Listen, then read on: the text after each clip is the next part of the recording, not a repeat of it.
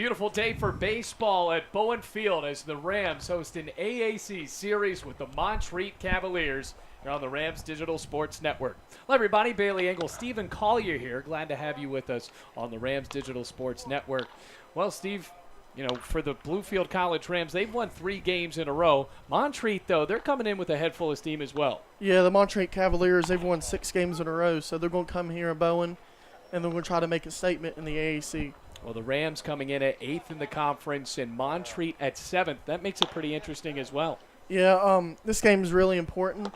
Bluefield's got another game left to play against St. Andrews, but in the 8th, the top 8 teams get in the conference tournament, so this game's very important for both teams. Well, Mike White, the head coach of the Bluefield College Rams, giving the start to Jackson Keene, the freshman, coming into this game. As we take a look at this Montreat lineup, Roberto Hernandez, the shortstop, will bat first, and then Ross Hoffner, the center fielder, batting second.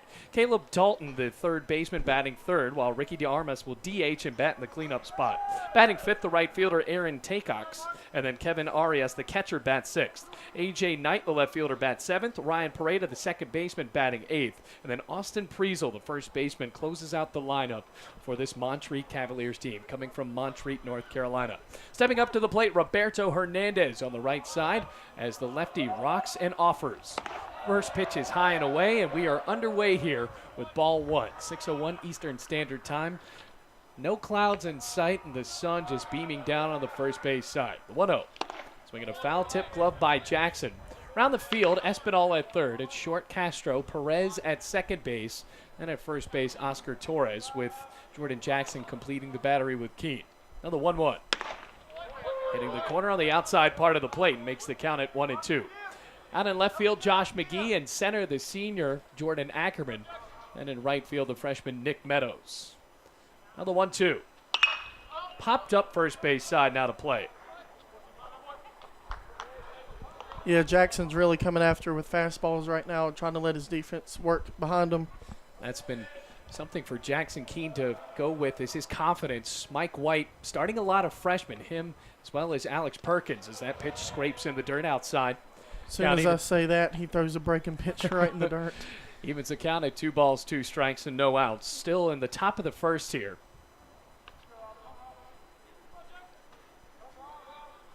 Now looking out of his glove, Keene trying to find his stuff here. 2-2. Stroked out to right field. Meadows doesn't have to move much. He'll flash up the glove and make the catch for out number 1. Bluefield going with the blue jerseys today that say Bluefield in the cursive right across the chest in white, with the white numbers on the back as well. And Montreat on their 4-hour drive up near Asheville, North Carolina. They make their drive to Bowen Field wearing the gold jerseys with the white sleeves and the navy blue numbers. Here comes Ross Hoffner. First pitch, and the righty takes a first pitch right on the inside corner as strike. So 2 games tomorrow. Unfortunately, folks, we won't have that doubleheader here on the Rams Digital Sports Network. Softball has senior day. Kick in the 0-1. Just a bit inside. Yeah, so far what we're seeing out of Jackson's, he's trying to stay out on the outer half of the outside part of the plate. Montreat with a very deep roster. Now the 1-1. Just a tad bit low and in. Hoffner coming into this game hitting .321. He has 3 home runs and 15 RBIs. Montreat coming into this game with an 18-22 record and 7-11 in the AAC. Rams at 6-11. Now the 2-1 offer. Ground ball left side, snagged by Espinal. Quick throw to first. Scooped out of the dirt by Torres confidently. Out number 2. That was a really nice scoop by Torres out there at first base, really saving Bailey with that throw. Defense really doing good so far for the Rams. You know, for Oscar Torres, he's coming into a first base spot where he was normally a DH to start out the year, and then the injury to Austin Browning puts Torres over at first base. Now 2 gone for Caleb Dalton. Dalton, the third baseman. A couple of big swings in that jersey that says Cavs across the front.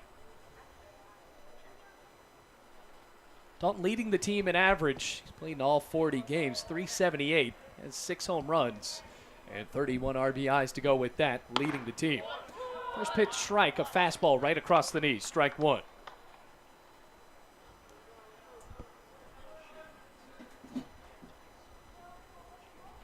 And the 0-1 grounded straight up the middle on the backhand, snared by Perez. Throw to first in time. Good play by the second baseman from Puerto Rico.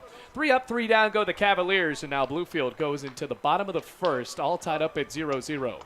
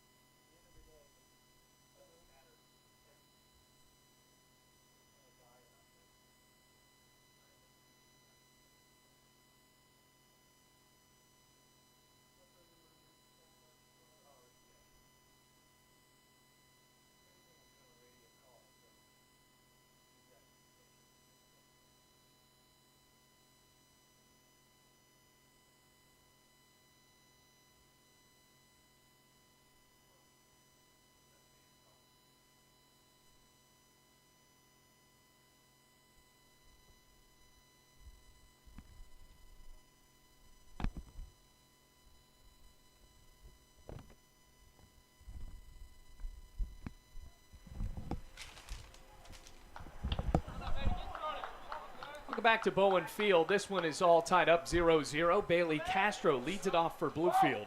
And the shortstop takes a pitch outside from Dawson Lane, who gets the start on the bump for Montreat.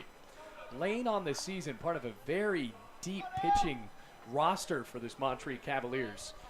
352, 1-0 on the year, 15 1/3 innings pitched. Now the lefty fires again, swing and a miss on an off speed.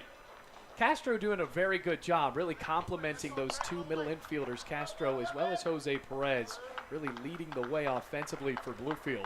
Hitting .381 on the season. He has 1 home run as well as 15 RBIs. 1-1. Fastball high and away.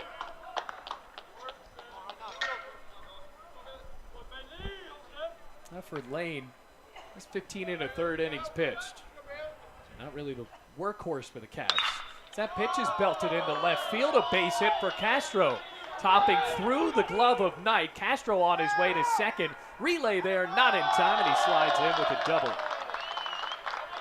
What a hit, Stevie. Yeah, he really got something to drive out there in left center, especially with Jose Perez on deck. It's really going to set up the Rams good right now.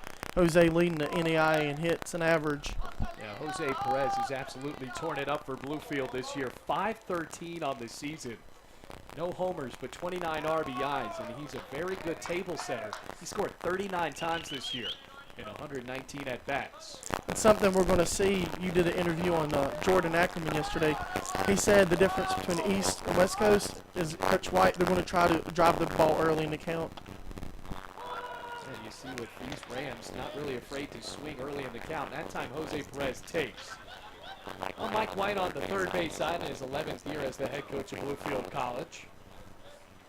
Lefty-to-lefty matchup. Big lead for Castro at second base. Now Lane checking the runner. Pitch. Swing and a foul ball going right behind the catcher, Arias. The time to let you know who's in the field. Talton at third, Hernandez over at short. Pareda at second, and Friesel plays at first base. Knight left, Hoffman in center. Take-Ax out in right field. And Arias completes the battery with Dawson Lane. No balls, 2 strikes to Jose Perez. Lead for Castro, nobody covering. The deal. Swinging a line drive, smack by Freeze on stumble to second. Not inside as it goes to left field. Castro's going to try to tag up and he'll get there. Man, that would have been a nice play. He had plenty of time to just get on his deliver to second. For some reason, Bailey felt like he needed to rush the road, and I don't know why. And he would have took his time. He might have had a second, but now the runaway down to third base. That'll be a throwing error there. The first baseman brings Castro over to third. And now Perez retired with one out. Here comes the big hopper. Bluefield lineup, Josh McGee. It's really big play right there because it would have been two outs, and now you have one out. We got third base. Pitch to McGee. A little bit inside on the Louisiana native. Ton of home runs for McGee. Average has slid back to 286 with 12 homers on the year. The team leading 45 RBIs. Kicking the 1-0. Fastball going across those Bluefield letters, strike one. Josh McGee got a few at-bats while playing at Faulkner last year. He's had an interesting path. Right out of high school, he said he was supposed to play at Florida State as a defensive back. Due to injuries, could not hold that up. 1-1. Skips in the dirt. Arias keeps in front. So far with a couple pitches, they're trying to pitch him outside, Josh McGee. Trying to not pitch him inside so he can drive that ball out to left field. And that is really where he has a lot of his power. Right-handed batter coming from Louisiana, just 335 down the left field line. Now the 2-1 offer. He fouls it back and evens the count at 2 balls, 2 strikes. Josh McGee right here has just got to wait back a little bit and try to drive that baseball because he got a runner at third base, so he's got to really be patient here. Castro had the double to lead off the bottom of the first. Moved to third on the error. Pitch. Bouncer towards third. Snagged it short. Hernandez whips to first. Not in time. Infield single. And Castro comes in to score. It's 1-0 Rams. And what's some hustle over there at first base by Josh McGee. He just sat there and ran fast as he could, try to get himself a base hit. And for McGee, that's really not the typical base hit we see out of Bluefield star left fielder, but on the chopper, he's able to leg it out. So with that, that'll bring up Marcus Espinal.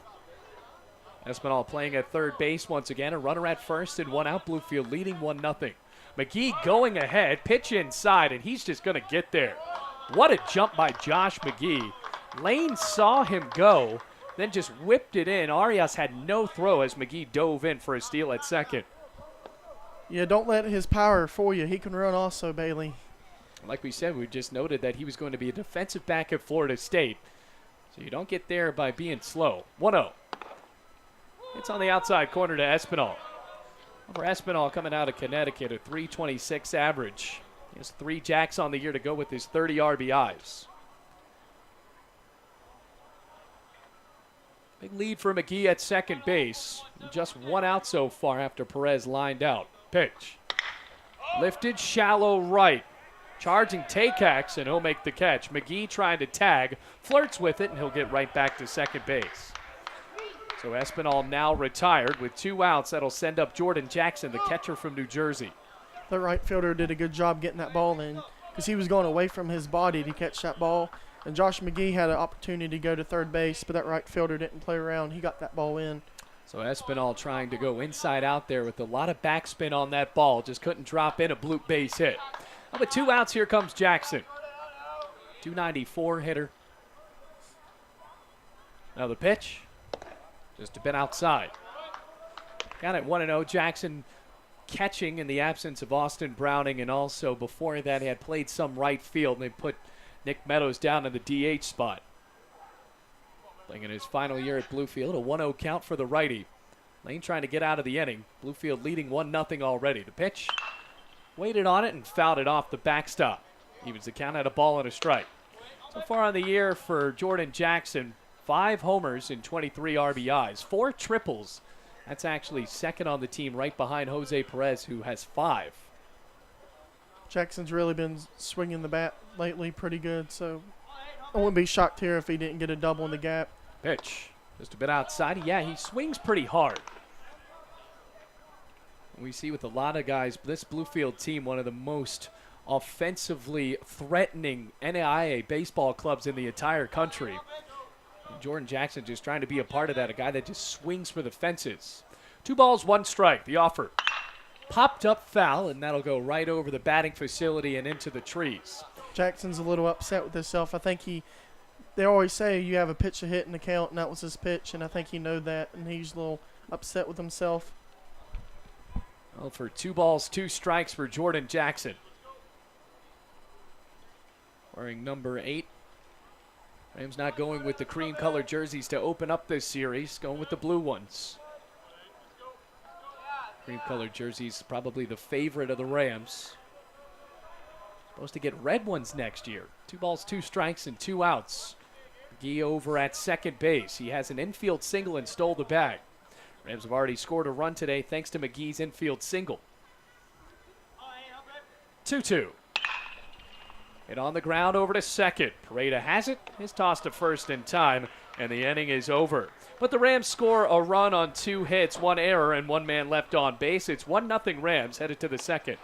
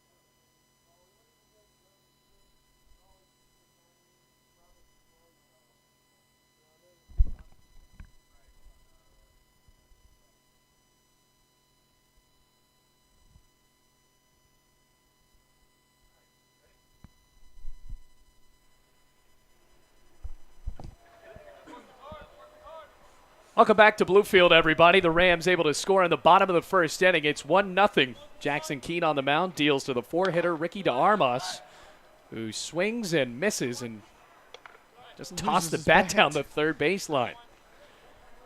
At first I thought he might have hit the ball and I didn't see it, and he was trying to pimp a home run, but just let go of the bat. Might need some pine tar in that bat. Yeah, pine tar and a metal bat. I haven't seen that. No balls, 1 strike.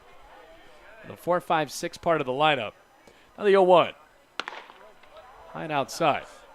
Count evens at 1-1. Jackson Keene on the year. Get to say it in the first inning of 5.23 ERA with a 41 in a third innings pitched. 43 hits as he deals. Just a bit outside on that one. 2 balls, 1 strike. Giving up 28 runs, 24 of them earned with 12 walks and 19 strikeouts. Giving up 5 homers on the year. Freshman from Raleigh. 2-1. Trying to work the outside part of the plate again. Ball 3. So far, both teams, they're trying to live on that outside edge of the plate. Pitch to DeArmas. He fouls it back, and now the count is full. There's strike 2.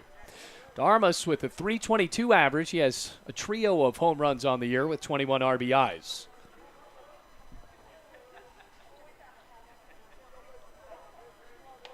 Keene looking in. Payoff pitch. Fouled away again. Just sprayed over that dugout.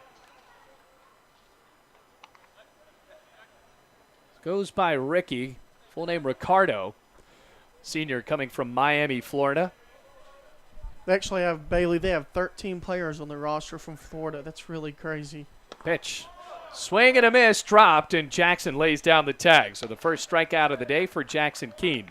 And yeah, a big part of the reason why Jason Beck, in just his second season as the head coach of the Montreat Cavaliers, actually came from Southeastern University down in Lakeland, Florida. And that's where Ricky DeArmas went before he got to Montreat.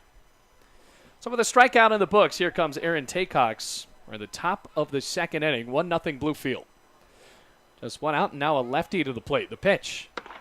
A fastball across the thigh, strike one. Coach White's got to be impressed so far what he's getting out of Jackson Keene. He's going right after the hitters. He ain't playing around. Now the junior, the 0-1. Pitch outside. Count evens at 1-1. Another Floridian at the plate. 6'3", 185 from Oviedo, Florida. And a transfer from Cairn University. The 1-1. Trying to work outside to the lefty. 2 balls, 1 strike. He missed there. So Kevin Arias on deck. You got to think as a hitter, him missing two, he's going to go right down the middle. 2-1, chopped foul, first base side. Count evens 2 balls, 2 strikes. So the number 7 team in the conference going up against the number 8 team in Bluefield. Trying to battle for a conference tournament spot. 2-2. Fouled straight back to the netting. Him fouling that previous pitch off, Jackson Keene wanted to speed his bat up a little bit more, come right down the middle, a little high with the fastball. Now Keene looking right down the middle to Jordan Jackson. Taycox awaits. 2-2. Just a bit outside on the breaking pitch. There's ball 3, 3 balls, 2 strikes.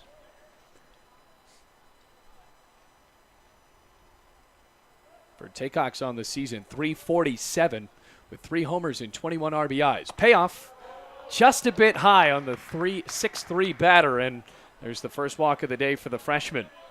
Here comes Kevin Arias to the plate with a runner at first. First base runner of the day for Montreat.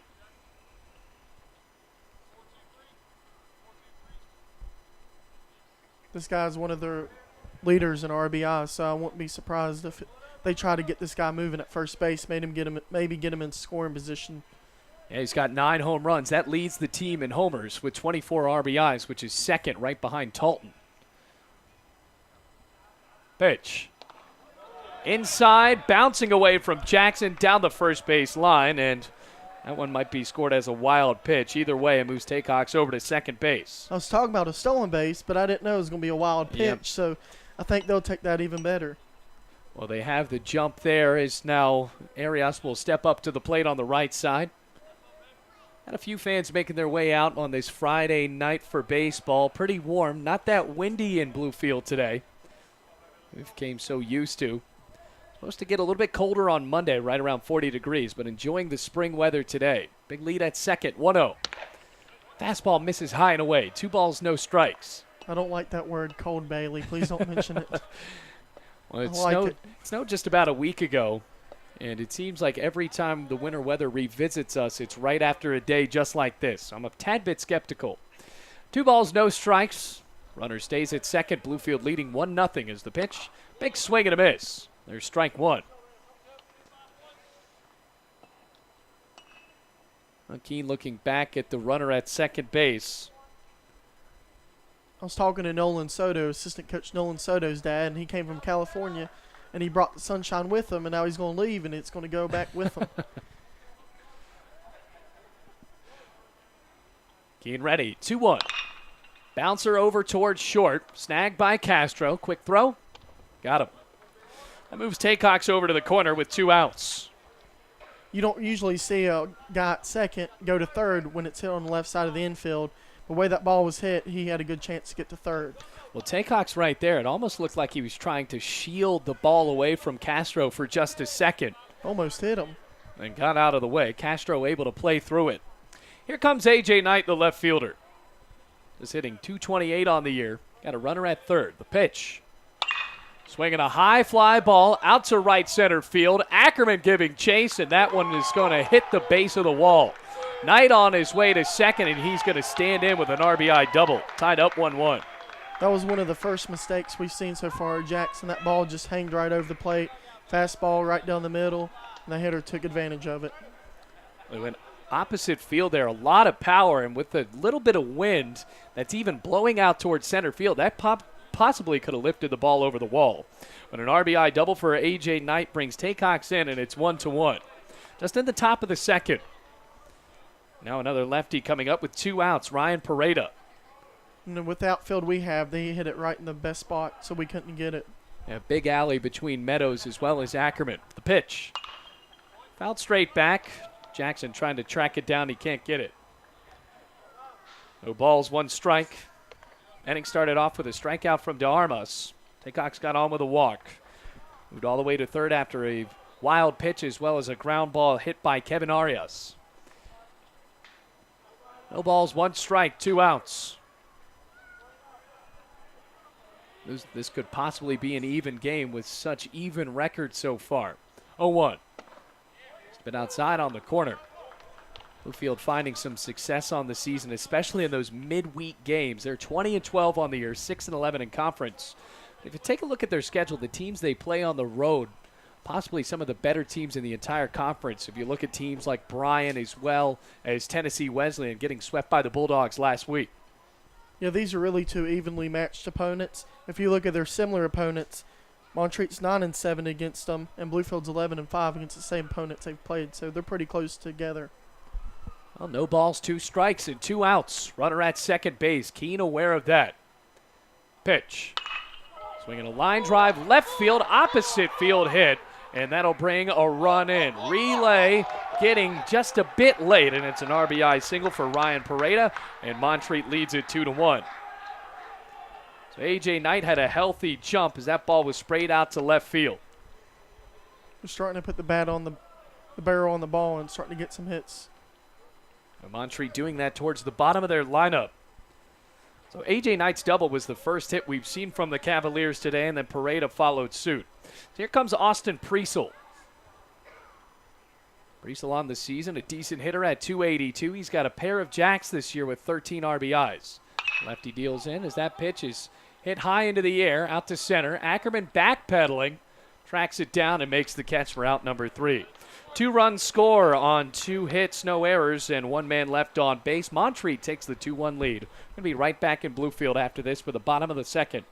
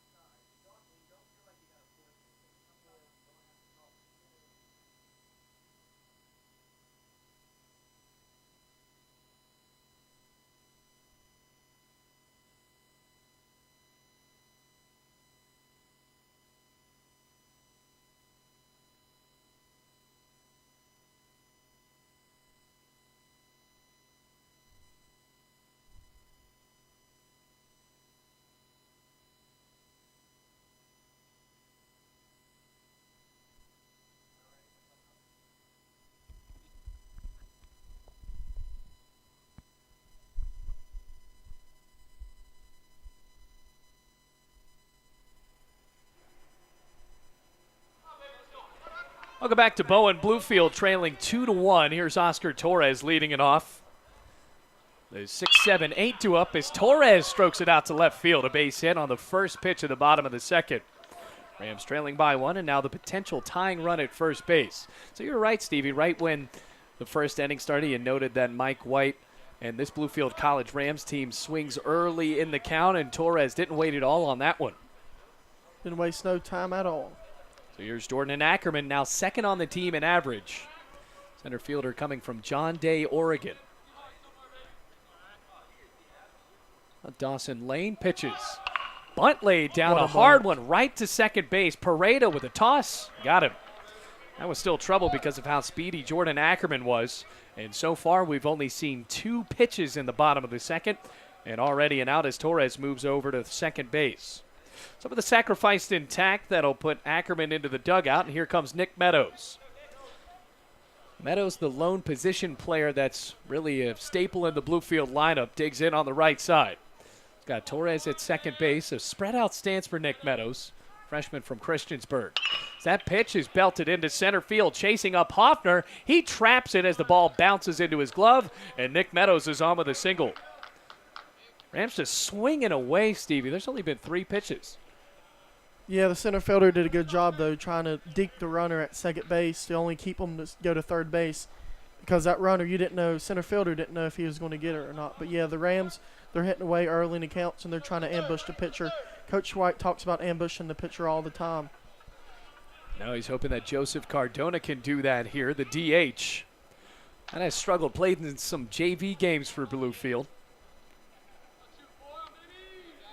A lot of times these hitters get deep in the counts and they start throwing their breaking pitches, but you want to jump on that fastball early. Now a pickoff attempt to first, a dangerous one at that sent Priesel off his back foot to try to catch it.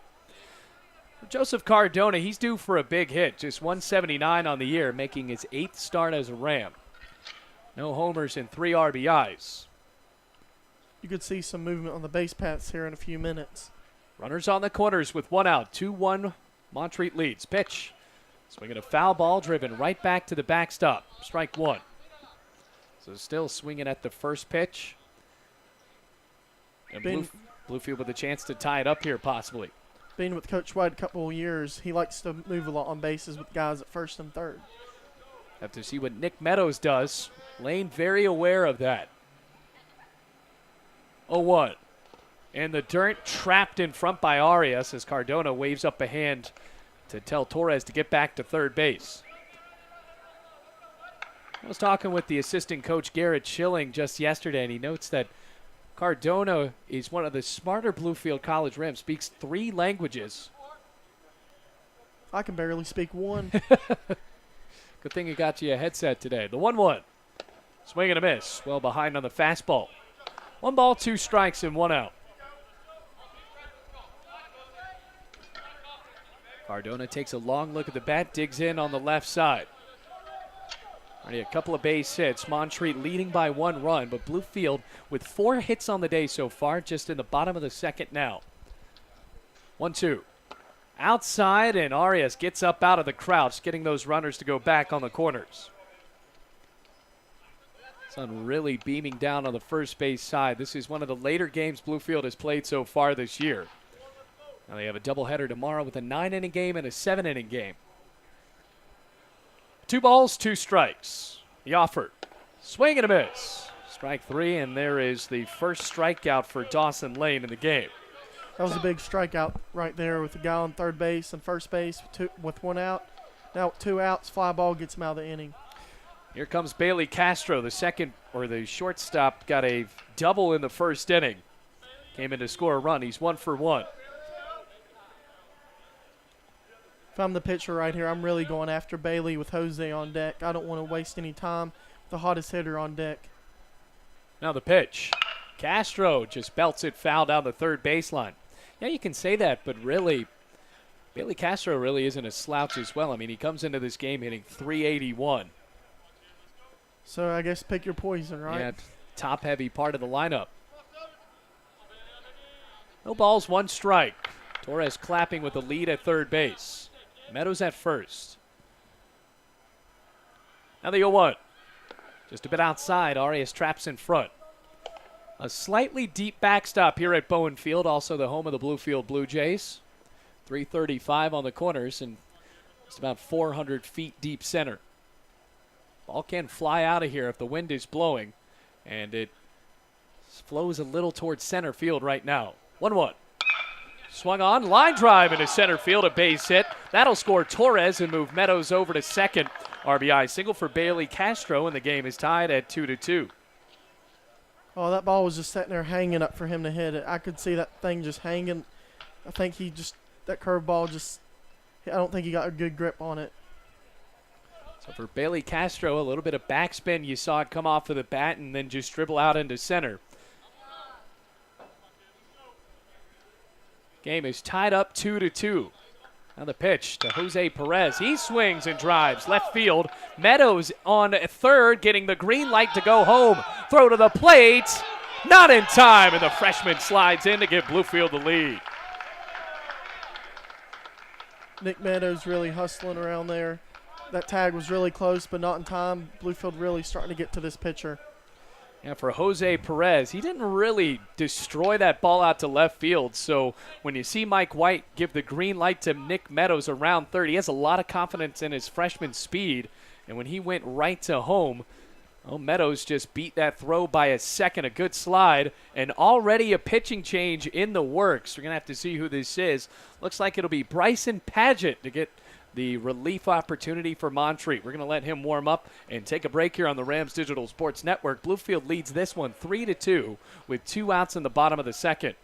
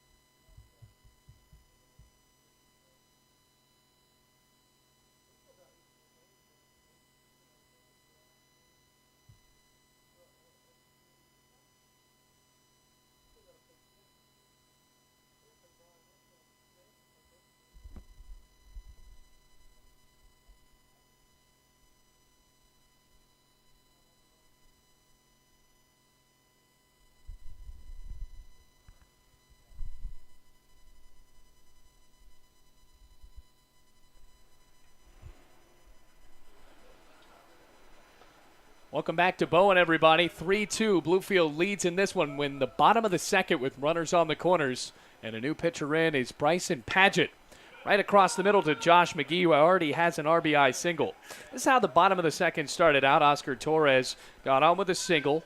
Ackerman moved him to second on a sacrifice bunt, and then Nick Meadows got runners on the corners with 1 out. Cardona struck out as the runner goes from first to second. No throw from Arias, and sliding in safely Perez to second base. So now the only force is at first.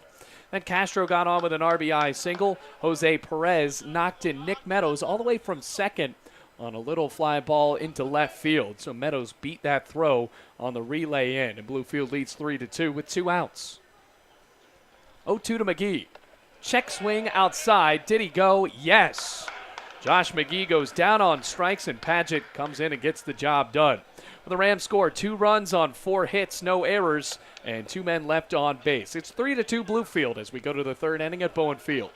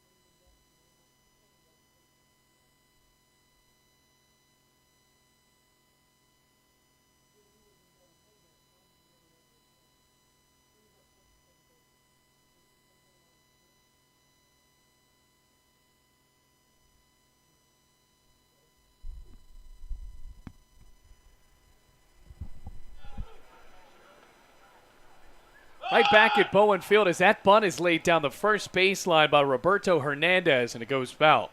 Bluefield able to score a pair of runs in the bottom of the second. They lead 3-2 here at Bowen Field. Bailey Engel and Stephen Collier, we're glad to have you with us on the Rams Digital Sports Network. Well, Hernandez flew out to right his last time up. He's 0 for 1.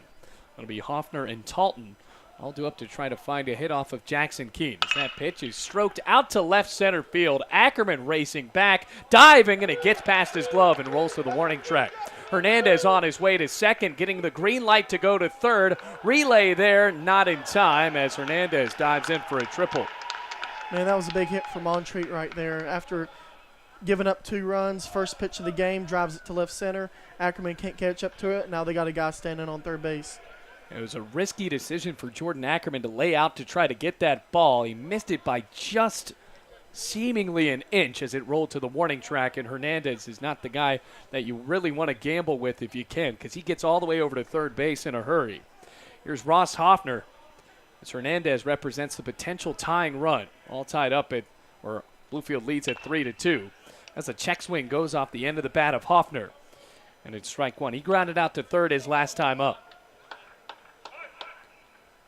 So the count 0-1. One thing I noticed already, like the assistant coach is coaching third base, so I'm wondering like how that's going to work out, because a lot of the coaches, they're the third base coach. So maybe just a little bit of a different mix-up. Might have a bigger staff than Mike White. Wonder if that makes a difference in the game later on. Now the 0-1. Hoffner with a line drive out to center field. Ackerman has to chase it back. He'll make the catch. Hernandez will easily tag up from third, and the game is tied up. Bluefield got an out right there, but they're starting to drive a few pitches off Jackson Keene. And for Jackson Keene, a guy that kind of struggles with the confidence in his stuff. I have to see how he maintains his focus here. All tied up at 3-3 with 1 out. Here's Caleb Talton. He grounded out to Jose Perez last time on a dribbler that nearly got through the middle. And both of the middle infielders for Bluefield playing back in the grass now. Now the first pitch to the righty. There's a pitch on the inside corner, a strike. Well, both teams swinging away at the first pitch. Not really waiting on anything so far, and Montreat is catching up to the freshman. 0-1. Swinging a high fly ball deep to left field. McGee on his horse, and that one is out of here. Home run for Caleb Talton, and Montreat takes the lead. It's 4-3. I was saying a few minutes ago, that's a third ball in this inning. They drive at least close to the warning track, and that one got out of here. Might see a mound visit coming up soon from the pitching coach, Thomas Huddleston. And for all of these base hits, Hernandez, Hoffner, as well as Caleb Talton, all at the top of the lineup, mind you, but still just getting a ton of elevation on each of those hits. And for Talton, that's home run number 7 on the year. He's still second on the team right behind Kevin Arias in this one. Speaking of that, here comes Ricky DeArmas. DeArmas takes a fastball high and away. 4-3 the score. Montreat leads. Pitch. Swing and a miss, and another hefty swing there from the DH. Count evens at a ball and a strike with 1 out.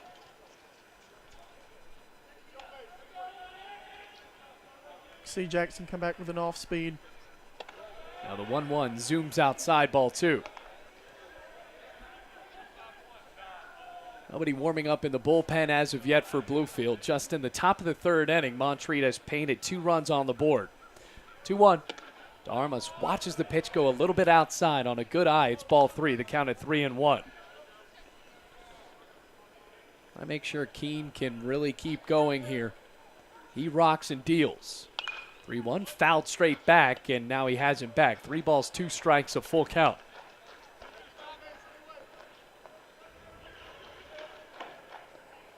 Keene, the freshman from Raleigh, put in a big position here as the Friday starter against Montreat in an important series. Payoff popped up right behind home plate. The ball will drift out of play into the forest. You're not seeing Keene miss a lot of spots. He's going right after hitters, and if he does miss, he's only missing by a few inches. A tough couple of batters to do that with. Second payoff, high and outside, ball 4. second walk of the game by Jackson Keene, and with just one out, a runner is at first for Montreat. See some movement going on in the Bluefield bullpen. Pitcher's starting to warm up. And here comes Thomas Huddleston, his first year as the pitching coach for Bluefield. Played some time in Indy ball out in Roswell, New Mexico. Now he's going to try to give some encouraging words to the freshman here. Aaron Taycock steps up to the plate. He scored a run already and has walked. And this could be kind of a demoralizing start for a freshman coming in against a Montreat team that's pretty evenly matched with Bluefield. And a lot of pressure on a Friday to try to find a series opening win. And Taycock standing in at 6-3, digs in left side with the runner at first base. It's 4-3 in favor of Montreat. Standing has already seen a home run from Caleb Talton. Solo shot put the Cavaliers in the lead. They already have 4 hits. Espinal playing up in the infield grass on the third base side. The pitch smoked down the right field line above the glove of Torres. That's going to get all the way to the wall. Meadows tracks it down on his way to third to Armas, and the relay keeps the runners on the base paths. So to Armas gets all the way from first to third, and Taycox is in with a double. See a player or coach run down the first baseline. I don't see Jackson Keene staying in here much longer, Bailey. For Jackson Keene, this has to be tough because Montreat is finding a way to hit the ball hard. There goes Coach White. And Mike White comes out. This could possibly be a pitching change. Nolan Soto, the assistant coach, down over near the bullpen, and have to see if Coach White is bringing in a pitcher. And looks like he will. Jackson Keene's day is done, and a new pitcher coming in for the Rams when we come back on the Rams Digital Sports Network. It's 4-3 Cavs.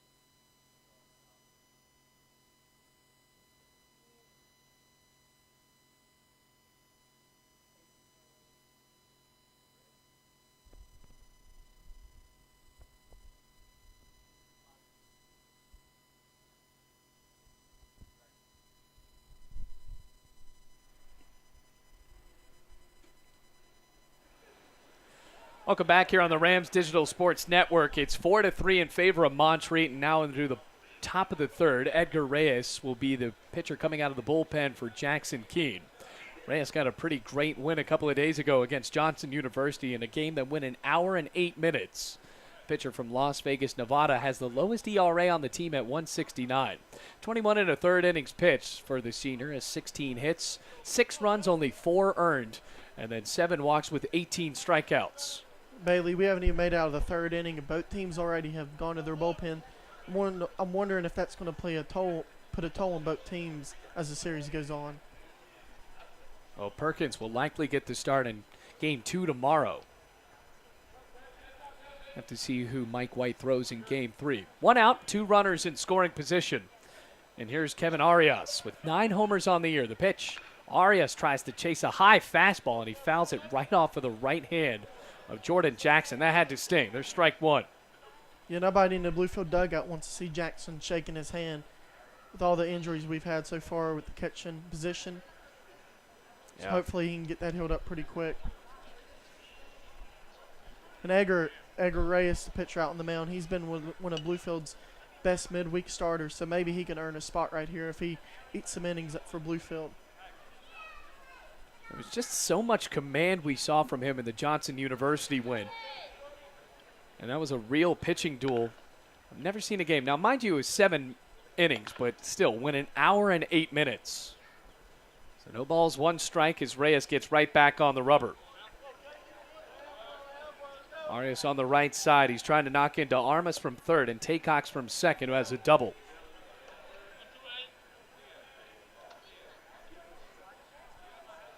Reyes from the belt. He sets and fires. Pitch skips in the dirt. Jackson goes back on his crouch and just stuffs that ball in the dirt. It's an even count at 1-1. With Montreat's one of Montreat's best hitters, Edgar don't need to go right down the plate. He pitch around. He has first base open.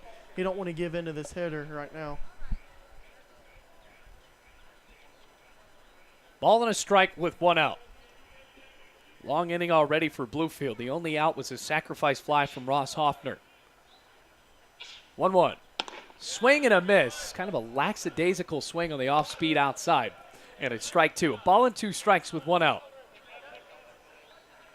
Well, 4-3 the score. Montreat trying to break it open in the top of the 3rd inning.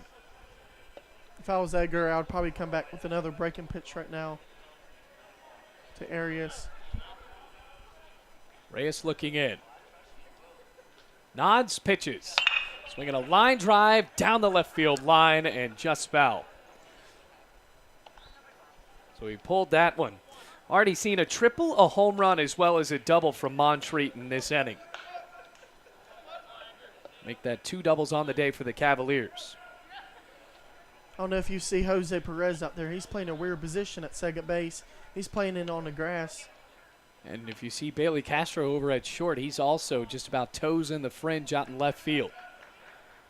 Ball and 2 strikes, 2 runners in scoring position. Reyes comes set.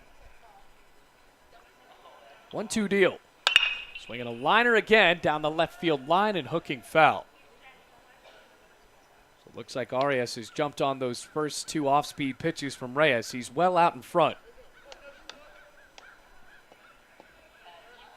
Rams had the 3-2 lead going into this inning so far. 2 runs have scored for Montreat. Another lead change in this one.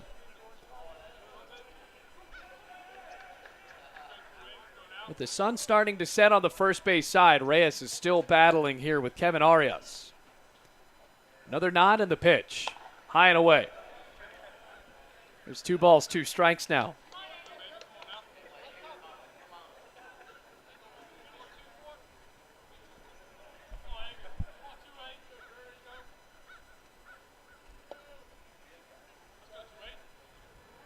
Already a real duel here. Arias has fouled off the last few pitches.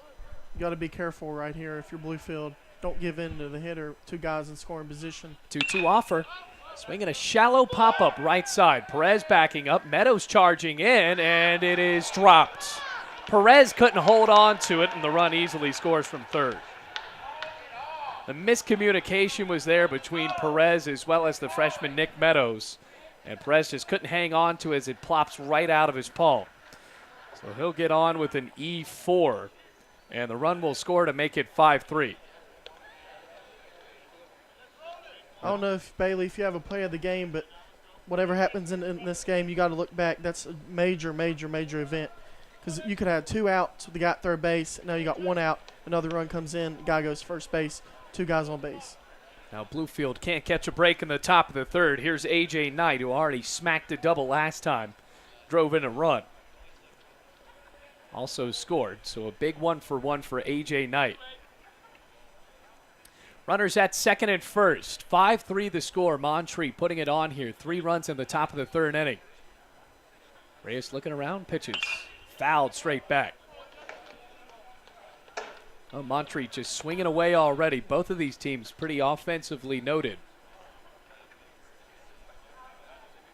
Team average for Montreat at 388, or excuse me, on the season at 299. On base percentage at 388. And Bluefield hitting .327 on the year. 0-1. Change up right down the middle. Quickly 0-2. Yeah, Edgar, one guy on the team, has a really good knuckleball. So I don't know if that was a changeup or knuckleball, but that was a strike, so I'll take it. No balls, 2 strikes. Reyes is trying to get an out so far. Step in the pitch. High and away.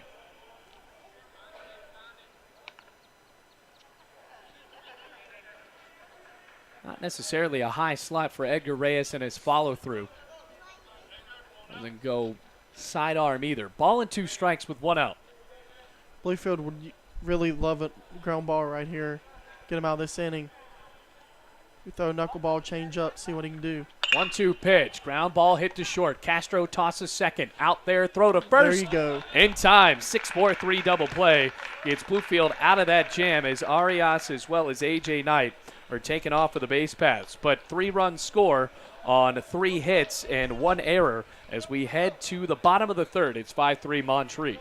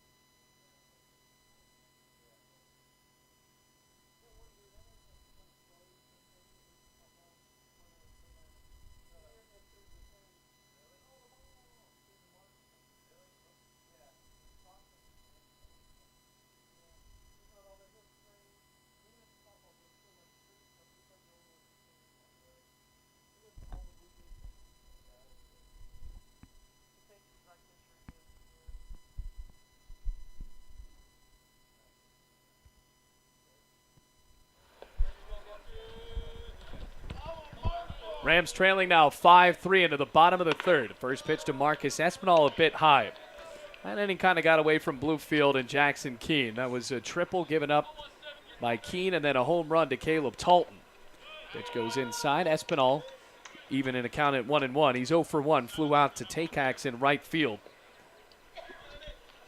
Now the pitcher in still will be Bryson Padgett.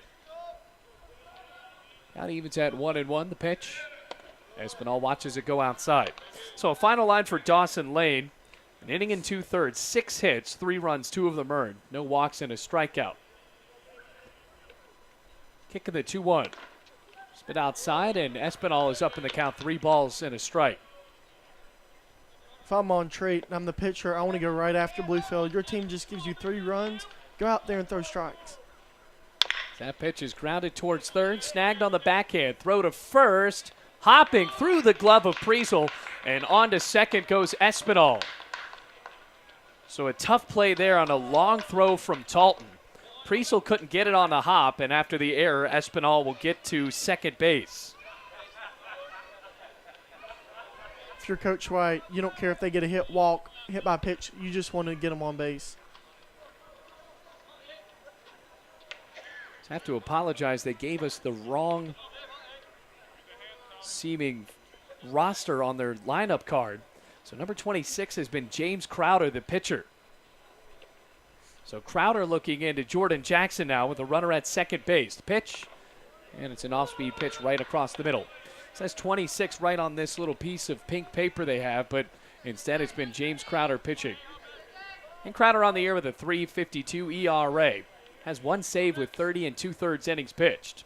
33 hits, 18 runs. Pitch. Jackson with a sky-high pop-up out to center field. Hoffner able to step in. No glove it to make the catch. Espinal won't even flirt with tagging. And there is 1 gone in the bottom of the third. I'll bring up Oscar Torres. He's 1 for 1. Also has scored a run. It's 5-3. Rams with 6 hits. Now the shade starting to come over the first baseline as well as home plate. Twilight on the mound. The first pitch. Torres takes a breaking pitch inside, ball 1. Ackerman on deck.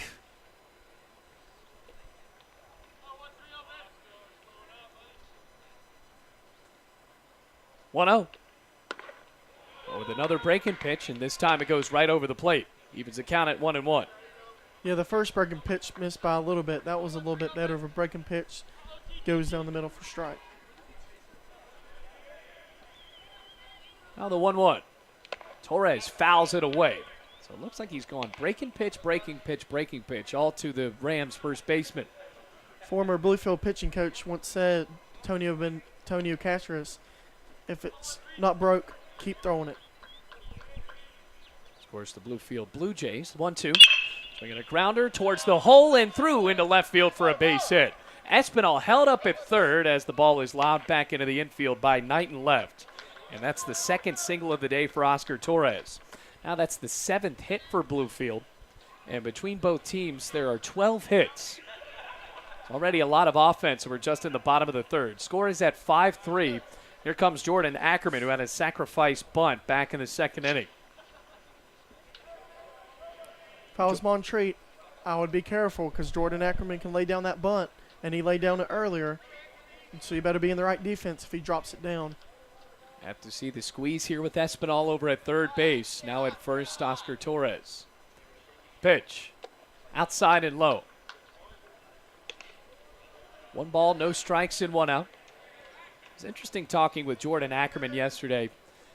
In the 2016 season, only hit 140. Pitch. Swinging a bouncer right back to the pitcher. Throw to second is high, off the bag, tag. Not there, and a run comes in. So now it's 5-4. Espinal easily scores. Torres limbos out of the way of the tag, and there was just a bad-looking throw from Crowder, a little bit high. Hernandez tried to lay it down and couldn't get it there. And they went from having a double play to not even having 1 out. Big mistake by Montreat defense. Had the right idea. If you go 1-6-3 there, Bluefield doesn't score a run, but now it's 5-4. Here's the pitch to Meadows, just in the dirt. Ackerman gets on with the fielder's choice, and that is the 3rd error of the day for Montreat.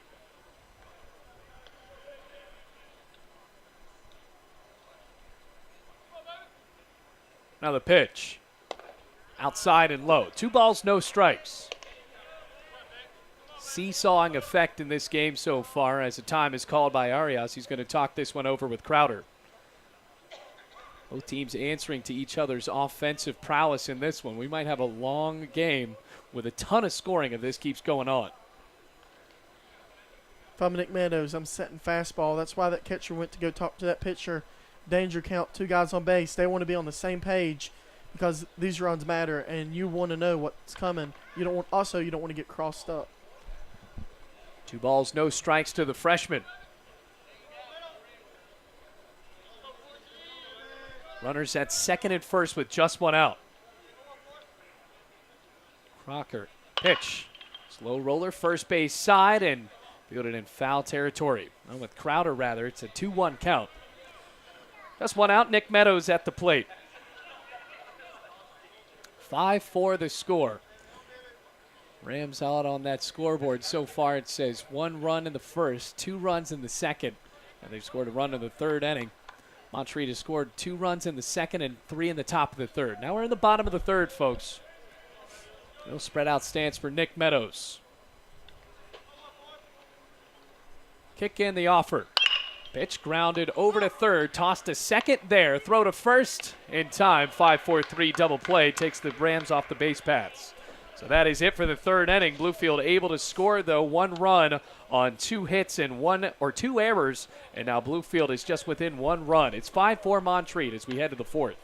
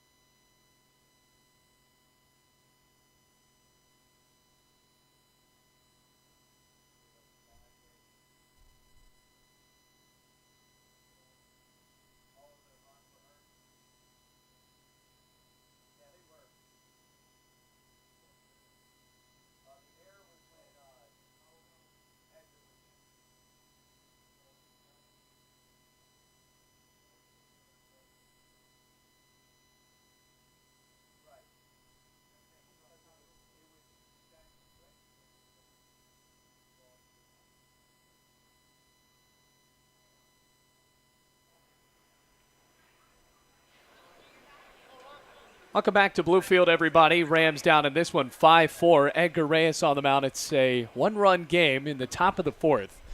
And now the first pitch coming up, and it's a fastball just a bit inside, ball one.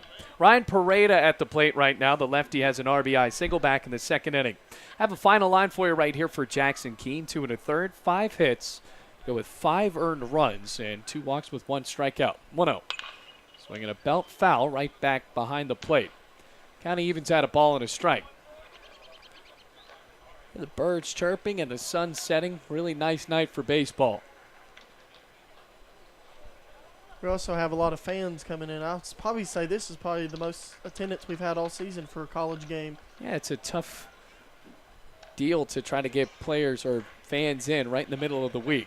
On the 1-1 is the outside corner, strike 2, especially playing right in the middle of the workday, and so many of these players coming from so far away. Reyes from Nevada. The other shortstop, Bailey Castro, coming straight out of California. Espinal, 2 strikes, backing up a little bit, third base. And the 1-2 is dribbled over to short, charging Castro. Good play. Throw to first. Got him. So now there's 1 gone in the fourth. That was a nice play by Bailey Castro right there. You think with any other runner, he would have time, but that guy was getting down first base with a little bit of speed, made a little bit closer, but he got him in time. Now Austin Priesel will step up to the plate to face Edgar Reyes for the first time. Just 1 out.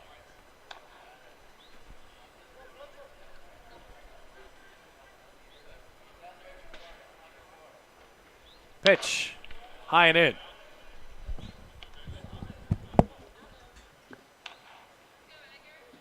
1 ball, no strikes. Sun really setting. Shade all over the field now except in left. The 1-0. Swing and a miss.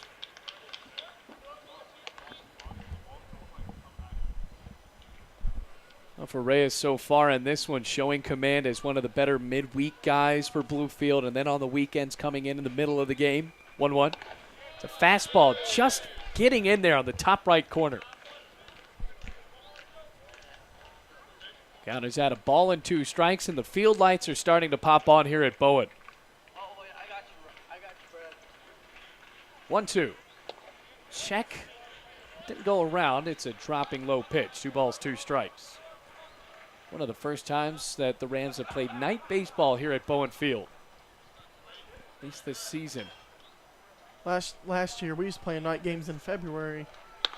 Pitch just a bit inside. Jackson was ready to throw it around. And 3 balls, 2 strikes. Bet that was cold. Actually, it was. I think we had mid-50, 60-degree weather last year. We had a couple of them games, too. 3 balls, 2 strikes, a full count. 1 out, nobody on, a 5-4 lead for Montreat.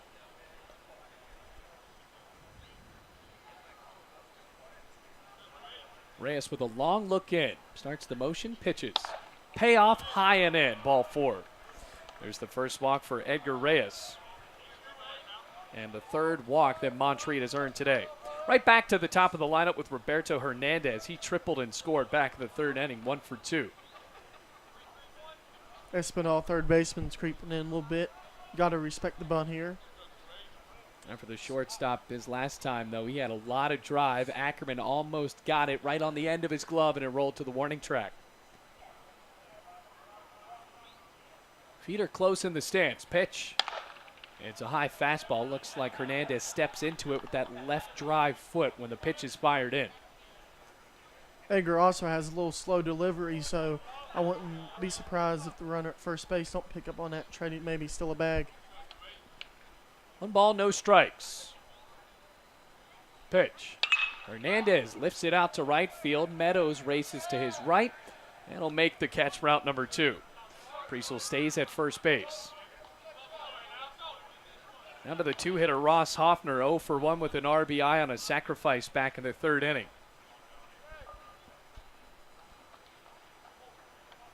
The field lights starting to pop on. Actually have that switch for us right in the press box. I remember one time when I was working here as a Bluefield Blue Jays broadcaster in 2016, I thought that was the light switch to the press box lights. You didn't turn the lights off on the field, did you? I turned those lights off. I wouldn't tell that to anybody around here. As that breaking pitch drops in for a strike on Hoffner. No, Didn't try to hide it because Mike White was working on the field at the time and the lights just popped off. And he seemed to have some sort of understanding about it. And it's not really labeled that blatantly, at least at the time it wasn't. Runner at first, Reyes with the long stare, now calling time Ross Hoffner. You didn't get around that light switch anymore, did you? No, I haven't touched it. Matter of fact, I think I'll just leave the lights on half the time. No balls, one strike, a lead for Priesel at first base. Reyes with a good nod, pitch. Taking ball in the outside corner, quickly up 0-2.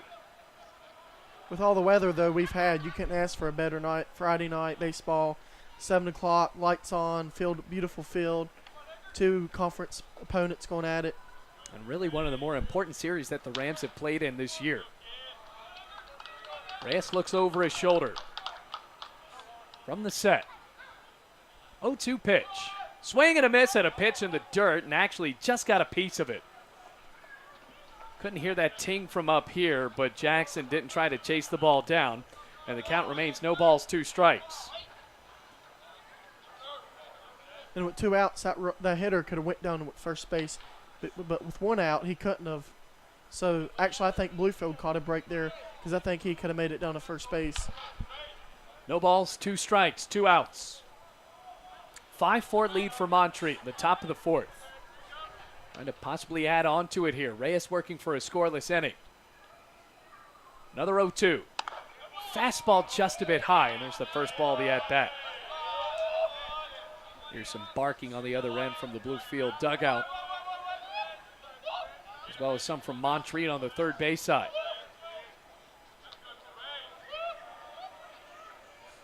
Trying to find some sort of illumination from those field lights. On the 1-2. Swing and a miss. Strike 3. First strikeout of the game for Edgar Reyes, and Priesel is left at first after a scoreless top of the 4th. Rams trying to come back when we come back on the Rams Digital Sports Network. It's 5-4 to the bottom of the 4th.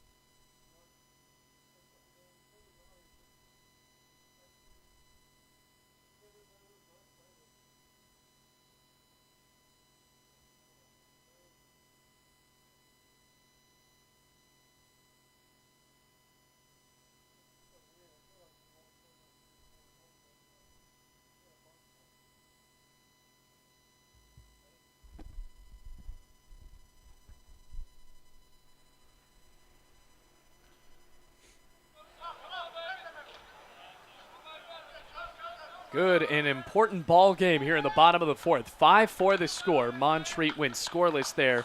And now Bluefield will send up their 9-1-2 to face off against Crowder. First pitch to Cardona. Flares high and away, ball 1. Cardona looking for a much-needed hit. He struck out swinging back in the 2nd inning. The Rams ended up scoring 2 runs in that inning. Pitch. Swing and a drive. Right field. That'll skip in for a base hit. And you hear that Bluefield dugout on the first base side. They're really excited for the DH. Sounds like it got his first hit of the season, by the way. They're cheering over there. They have to throw that ball back into the dugout. Well, for Cardona, he has gotten a few hits so far on the year, but they're trying to find some confidence in the DH. Guy that plays a lot of JV ball and now is over at first. Right back to the top of the lineup with Bailey Castro. So you get Cardona on, that's a lot of confidence being sent the way of Castro, who swings and hits it into left field on the roll. Cardona jogs into second, and the Rams have 2 hits already in the bottom of the 4th. I think Bluefield's getting fired up a little bit, seeing Cardona get a hit, and now top of the lineup up, and then Bailey getting a hit. And Jose, Bluefield should be feeling pretty good right now. Yeah, for Jose Perez trying to get on the base paths now. As I said that, they're getting really loud over there now. See Trey Brooks dancing a little bit. First pitch to the lefty, a fastball high. That's something you got to like about this Bluefield College Rams team. There is just a lot of camaraderie between these guys, riding in those vans for long rides to, God knows where they're going in the middle of the week. The 1-0. Perez just tips it foul on the first base side, bouncing it towards the dugout. Get up close and personal with everybody. And especially that for guys like Jose Perez, that English isn't their first language, still get along with a lot of these guys on the team that don't know how to speak Spanish at all. Spent a lot of time together. These guys were at the ballpark yesterday. They had practice at 8, around 3 o'clock. 1-1. High and away, ball 2. So 5-4 the score. Rams down by just 1 run. We're in the bottom of the 4th. At second base, Joseph Cardona, and at first, Bailey Castro. Crowder delivers. Swinging a ground ball straight back up the middle. Serves to third, throw to first. Just a pump fake, and the lead runner taken off. So Perez gets on to first with a fielder's choice. Joseph Cardona taken off with a 1-5 putout. Meanwhile, over to second goes Bailey Castro. That'll bring up Josh McGee. He already has an RBI single, and now it looks like the pitching coach will come out to talk about this one. This is Corey Cubs. Looks like he's in a hurry, too. And what's weird is he got an out, and the pitching coach is out there pretty fast with the pitcher. So I don't know if he made a mistake pitching, or you don't see that a lot. Well, it also kind of seems like an opportunity. Now a pitching change. So that was actually Jason Beck, and he yanks Crowder out of the game, and now a new pitcher coming in. We're going to let him warm up, and we'll tell you who it is right after this. Rams have runners at first and second with just 1 out in the bottom of the 4th, trailing 5-4.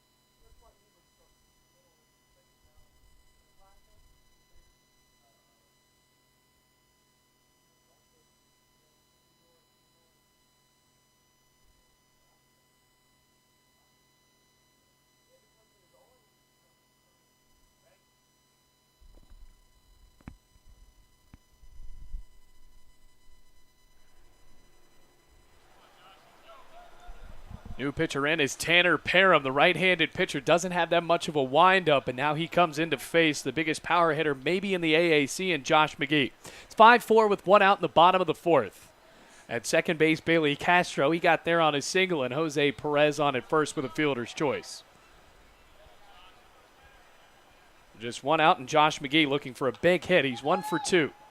Pitch. Swinging a pop-up going right behind home plate. Arias giving chase, creeping up, and that ball will just hit the concourse and roll out. So no balls, 1 strike. Yeah, Bailey, we was wondering why that the coach was so hurried to get the pitcher out there. We got some help from Austin Browning because he threw to third and he didn't try to go to second to first to get the double play. So that was a little questionable move by the coach. See if it'll pay off with this new pitcher out there. Well, it kind of looks like Montreat is going to go deep into their bullpen already. And we're just in the bottom of the 4th so far, giving up 9 hits. Still somehow find themselves in the lead. The 0-1. McGee with a check swing, pitch in the dirt. Castro almost on his way to third. He'll get back to second. Yep, he went. And I was went wondering around. if they would check it. No balls, 2 strikes. Sun still setting here. No balls and 2 strikes to McGee. Quickly down. And 2 of the faster base runners on the base paths right now for Bluefield. Down 5-4.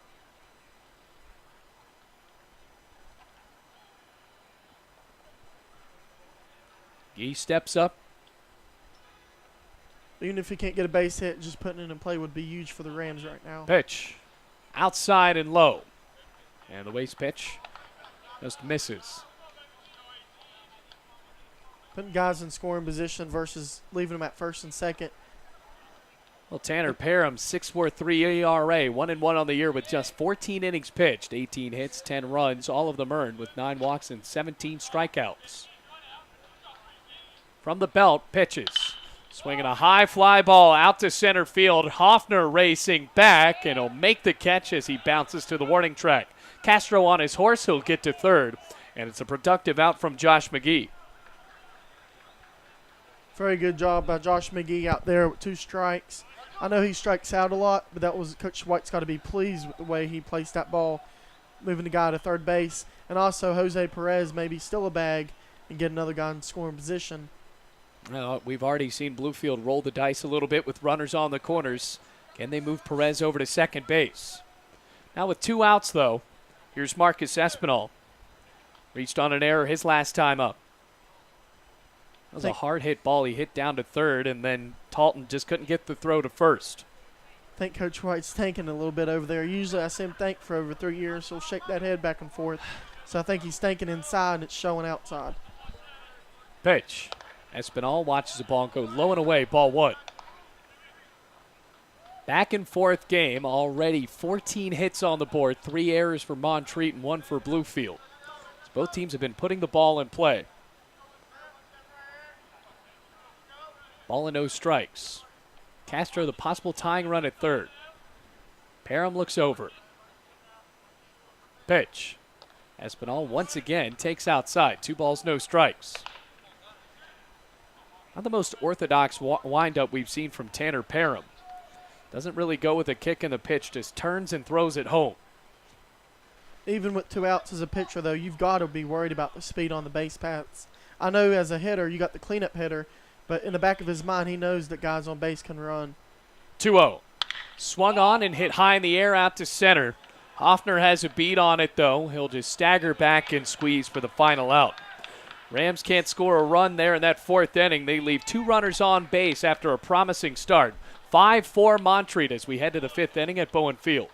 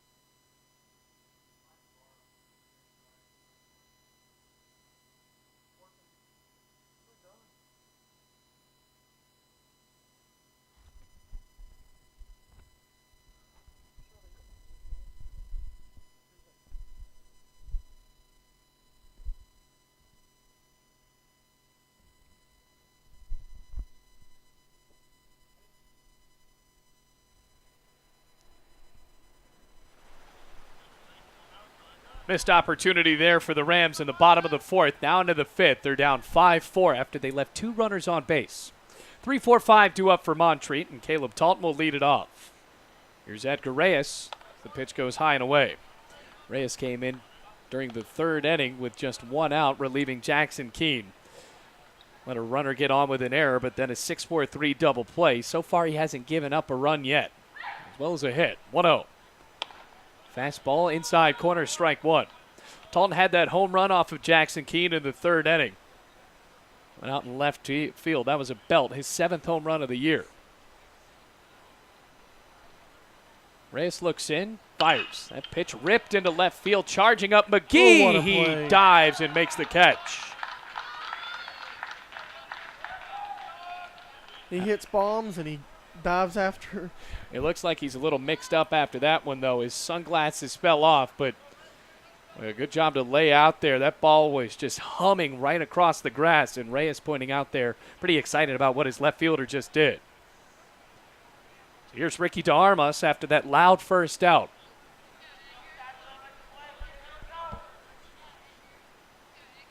First pitch, DeArmas sprays it foul. That ball just hooking on top of the Coppinger room.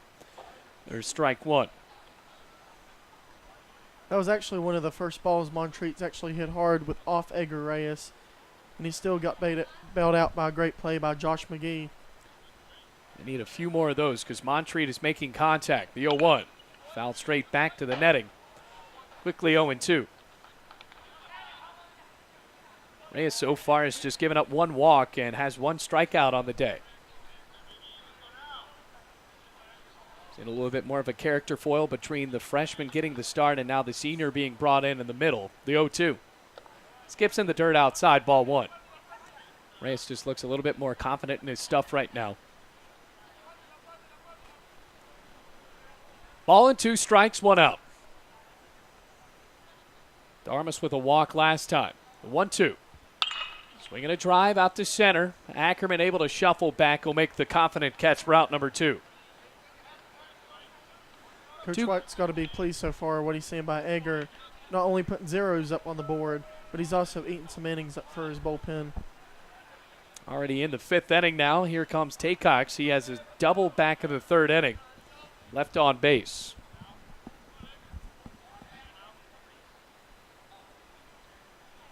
Sure, Bluefield would love to get back in the dugout right here, get a quick out, and keep that pressure up on the Montreat.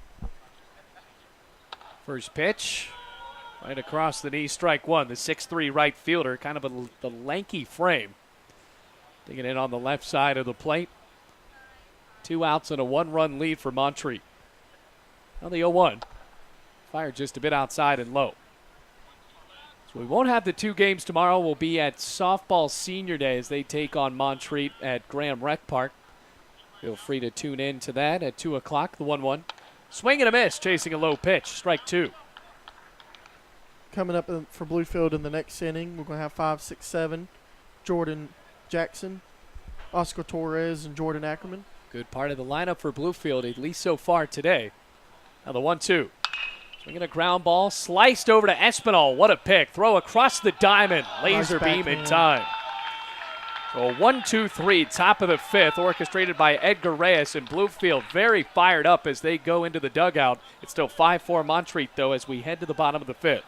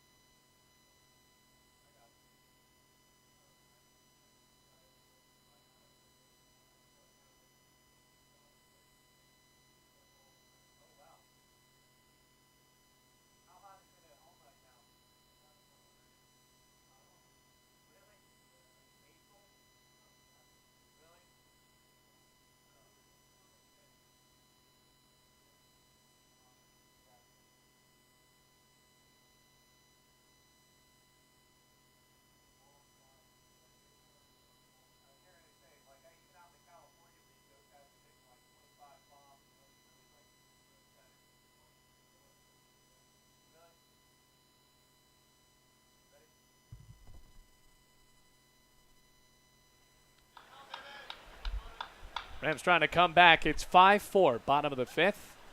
And the first pitch from Parham outside to Jackson, ball one. That was a good inning going back to the top of the fifth. Edgar Reyes really letting his fielders back him up. A couple of good plays in that one from Espinal and McGee. On the 1-0. And the catcher watches it go outside and low. Jackson so far on the day 0 for 2. And as Stevie hinted right before we got here, Oscar Torres and Jordan Ackerman due up after that. 2-0.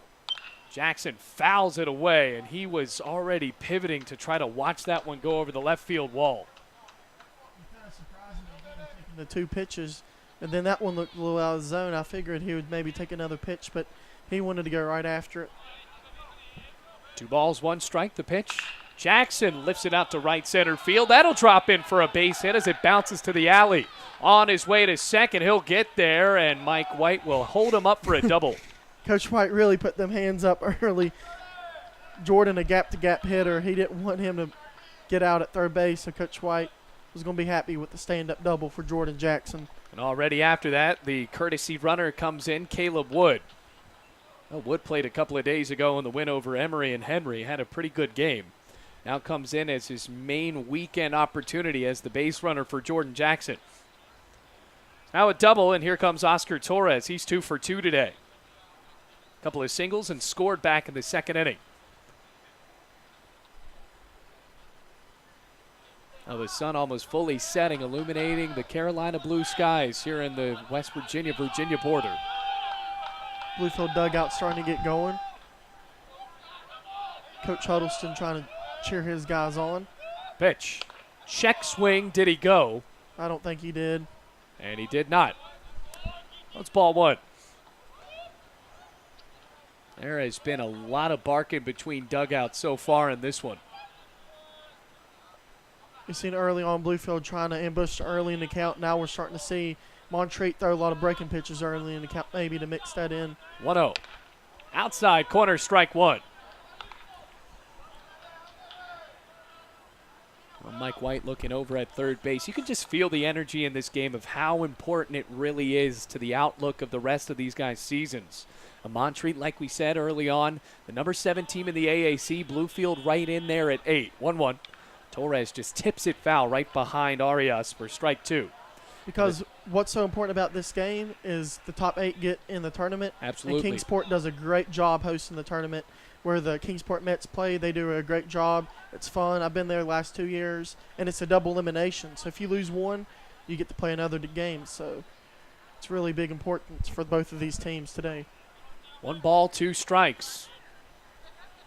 No outs, and Wood at second. Potential tying run in scoring position. Pitch from Parham. Outside and low. Well, Stevie, we went to Kingsport together a few years ago, back in 2016. That's right. Right around the middle of July, Jays. Bluefield Blue Jays. Beautiful field. That's one of my favorite, probably top 3 favorite fields in Appalachian League. I want to get this right. I would think the press box that day might have been 95 degrees. It was just a greenhouse with no fan. The 2-2. Swing and a miss. Breaking pitch had him fooled. Strikeout. Oscar Torres now 2 for 3 with 1 out. I'm not sure. We was in the same press box. I enjoyed it. Yeah. Might have been because I was running laps around the outfield. And they had you doing push-ups that day as well. Jordan Ackerman steps up to the plate on the left side. I think we went to Cracker Barrel before that, as we always did. Got the famous pancake sandwich by the great Dennis Holmberg. Dennis Holmberg, the manager of the Bluefield Blue Jays. I don't think I had any other choice. He was paying for my meal, so he wanted me to get that famous pancake sandwich. Back to Bowen Field now, though. Ackerman trying to find a way on the base pass with a hit. The pitch. In the dirt, gets behind Arias, going to third. Wood, throw, skips in late. Very aggressive move. Coach White's got to be pleased with Caleb Wood right there. And on the wild pitch that brings the young runner on the corner. So now for Ackerman trying to get on base with a deep enough fly ball he can tie up the game. It's 5-4. Especially with 1 out now, that a ground ball or fly ball can get him in.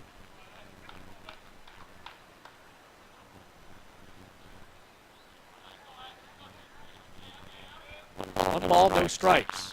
Pitch. A line drive into center field. That's a base hit. The game is tied. Ackerman rolling into second, trying to get there, sliding in. He is safe with a double. RBI double for Jordan Ackerman. And what a charge he had there. That was going to be close. And he had no intention of stopping to get on that two-bagger. Senior stepping at the right time. Bluefield. Jordan Ackerman, big hit for the Rams. Game's tied 5-5. All knotted up at 5-5 for the freshman. And Tanner Parham giving up his first run of the day. Steps off and Ackerman goes back to the base, covering there. I don't see Ackerman still on third base right now. Pitch. Check swing. Meadows looks at it go outside. Two balls, no strikes. Or rather, one ball, no strikes. Meadows singled in the second inning, came around the score, and also get into that ending double play in the third. Coming set now. 1-0. We're going to foul ball right back to the backstop. Down evens at 1-1.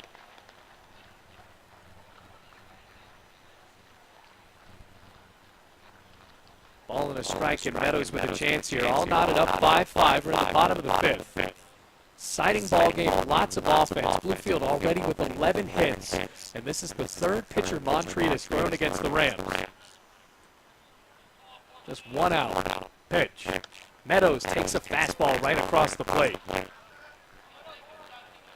Wouldn't be shocked if Bluefield gets any more people on base if Montreat don't start to warm up some pitchers in the bullpen, considering how big this game is for both teams. Ball and 2 strikes and 1 out, all tied up. Rams trying to jump ahead with Ackerman really beckoning forth at second. 1-2. In the dirt. Ackerman's just going to stay there. Catcher from Montreat did a good job right there, and he actually has to do a good job with Ackerman. The go-ahead run at second base with 1 out. You don't want him to advance to third on a wild pitch. And Arias has to worry about Ackerman. Just a 5-5, really powerhouse of a runner. Spent a lot of time in the weight room, got stronger and faster. 2-2. Swing and a drive, center field. That'll bounce in for a base hit. Ackerman holding up at third, and it's a single for Meadows. So everybody getting in on this hitting party for Bluefield. Just in the 5th inning alone, there has been 2 doubles. Coach White's got to be pleased with the freshman right there in the conference game of this magnitude, the pressure, get a base hit, advance Ackerman to third base, and as I said a few minutes ago, here comes the coach to talk to the pitcher or maybe make a change. And we've seen with, Jason Beck coming out that some of these changes are made so hastily, and this bullpen has been showcased. And, of course, in the NAIA, when you have the head coach come out, that might not necessarily mean he's getting yanked out of the game. So we got to watch and see what happens here.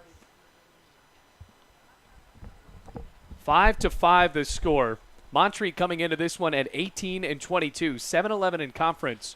Rams at 20-12 with a 6-11 record in conference. Montreat's got some action in the bullpen, number 8. And that's Nick Johnson warming up. 5-5 the score. Bluefield with nobody warming up as Edgar Reyes is starting to find his groove. Tanner Parham stays into the game. Actually, I got word it was number 2 warming up for the Cavaliers. Actually, that's Carlos Torres. 5-5. Ackerman at third and Meadows at first base with a healthy lead. Here's Joseph Cardona. Got a big single in the 4th inning. Montreat's in some trouble right now. The runner's on the corners. Pitch. Swing and a miss. Cardona was just trying to plunge that ball all the way out to City Park. And the count quickly at 0-1 with 1 out. Cardona don't have to have a big swing right here. Maybe just a ground ball, stay out of the double play or fly ball. Get that go-ahead run in at third base. No balls, 1 strike, 1 out. Trying to get the go-ahead run to come in on possibly a high fly ball. Parham gritting his teeth. 0-1. Skips in the dirt. Arias was ready to whip it to first.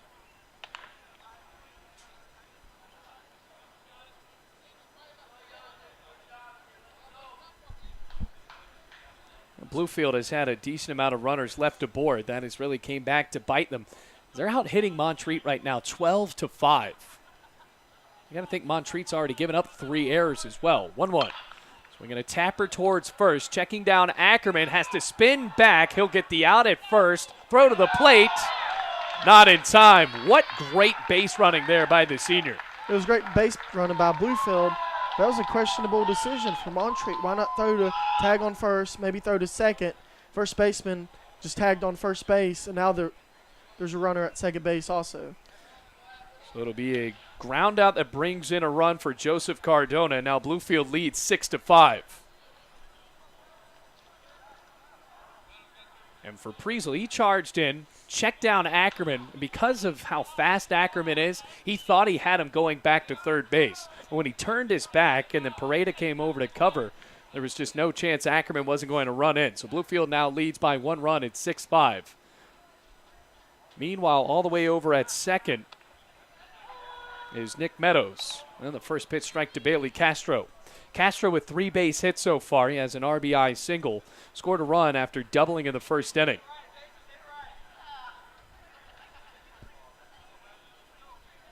Just amazes me how deep Bluefield College's lineup is. Guys 1 through 9 can get on base so good. 0-1. Castro takes a fastball high and outside. And especially when they're all feeling it. They have just connected against this Montreat pitching staff so far. And Jason Beck has thrown out a lot of his bullpen. Getting the start in this one, Dawson Lane, and then you saw Crowder come in right after that. Now the pitcher, Tanner Parham. The 1-1. Lifted high in the air down the right field line, hooking towards the foul pole and caught in foul territory by Takacs. And there's the final out of the 5th inning. Rams able to score, though, 2 runs on 3 hits, no errors, and 1 man left on base. They take the lead at 6-5, headed to the 6th inning at Bowen Field.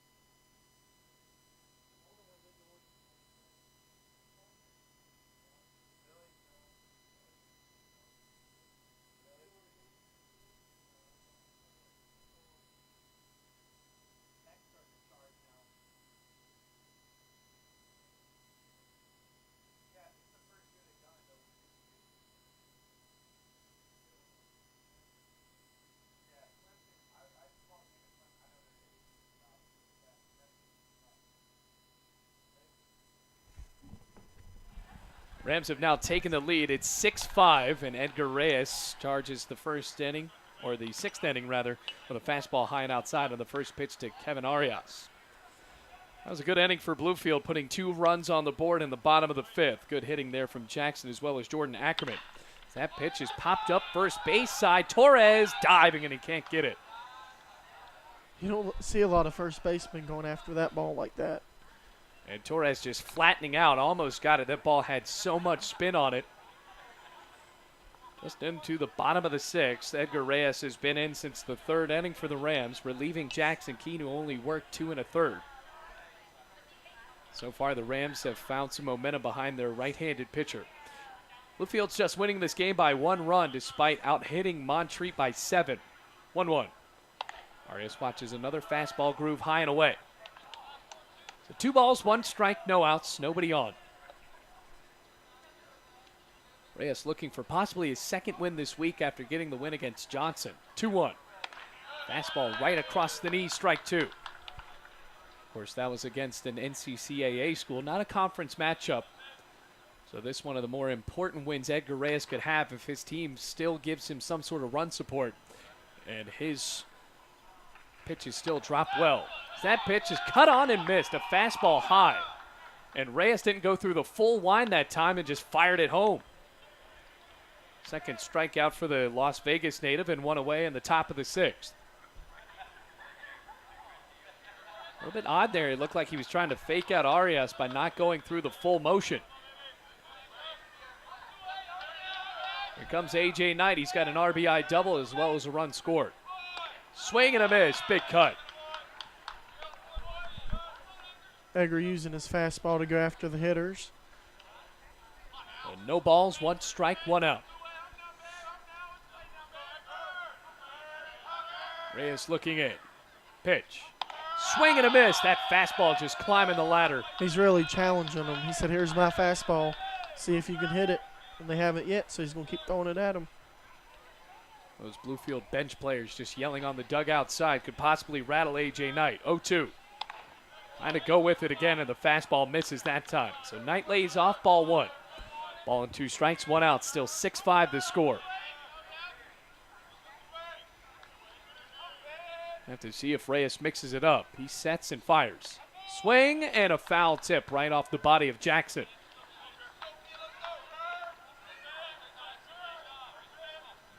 So the ball and two strikes, one out.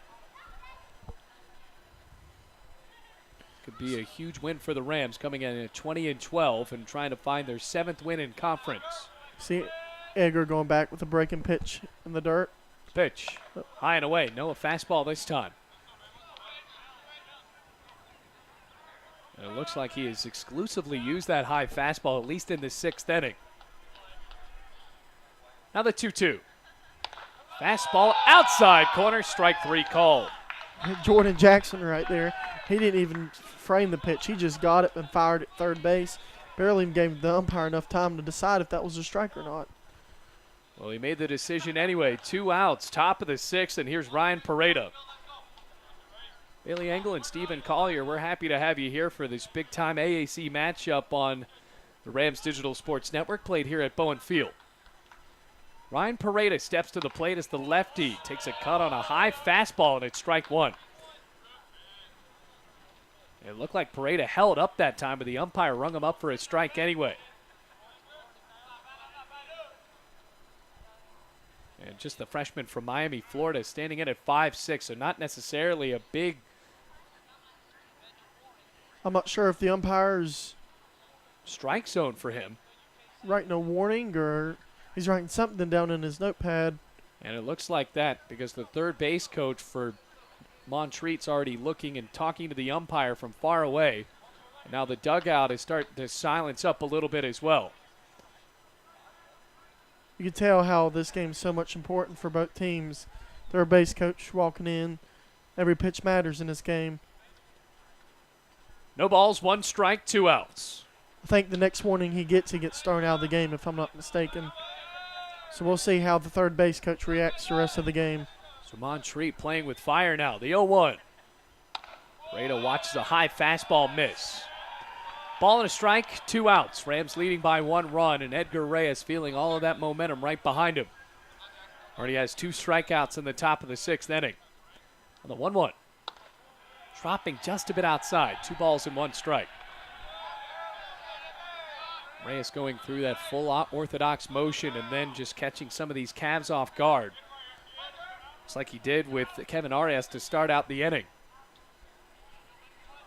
Looks in. Now the 2-1.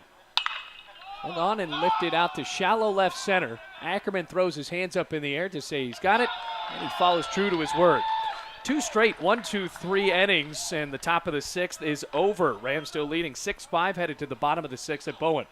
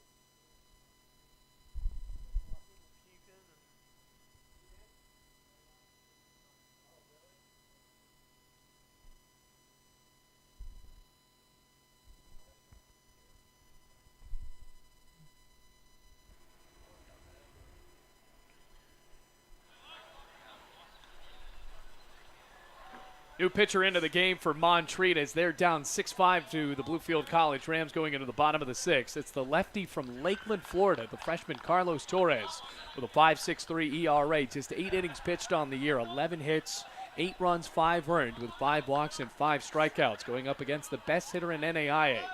Lefty pitches outside and low to Jose Perez. Was reached twice today with a single, drove in a run, and also reached on a fielder's choice, so he's 1 for 3. 2-3-4 up for Bluefield.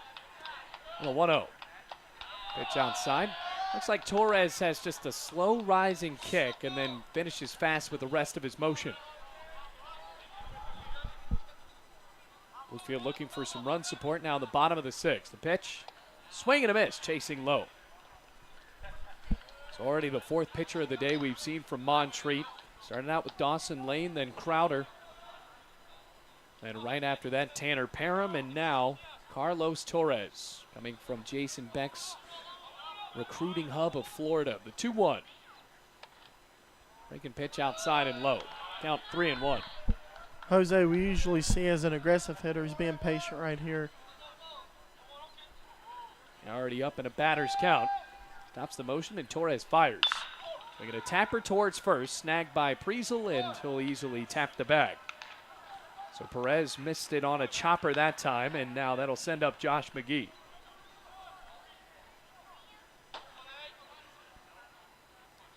Well, McGee just missed one in the 4th inning on that lifted ball out to center field.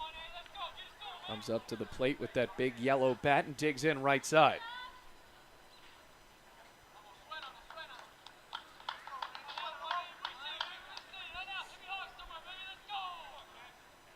Pitch.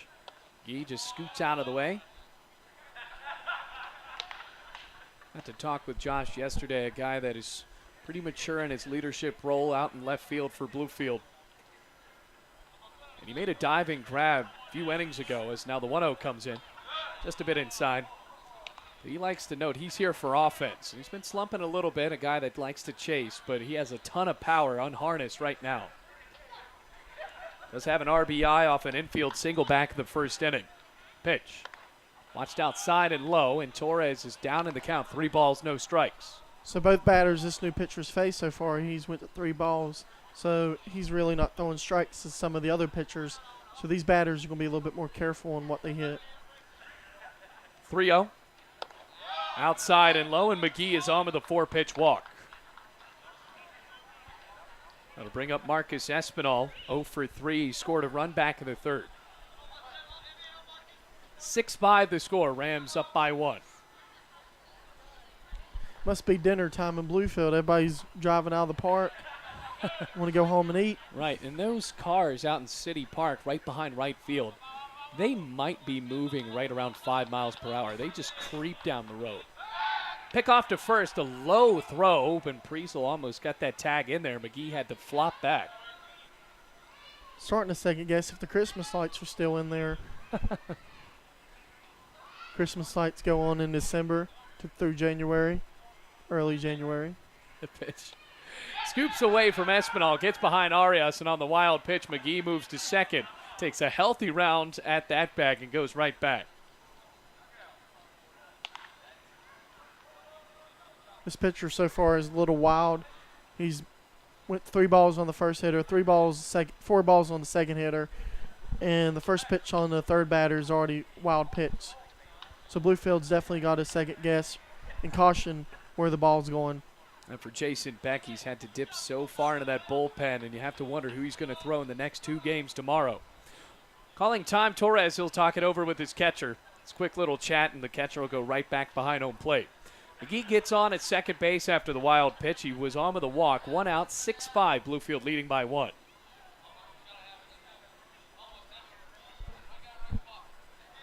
One ball, no strikes. Espinal awaits. Pitch. Fastball high. McGee on his way to third, and he dives in safely. What a Barely play. stayed on that bag, too.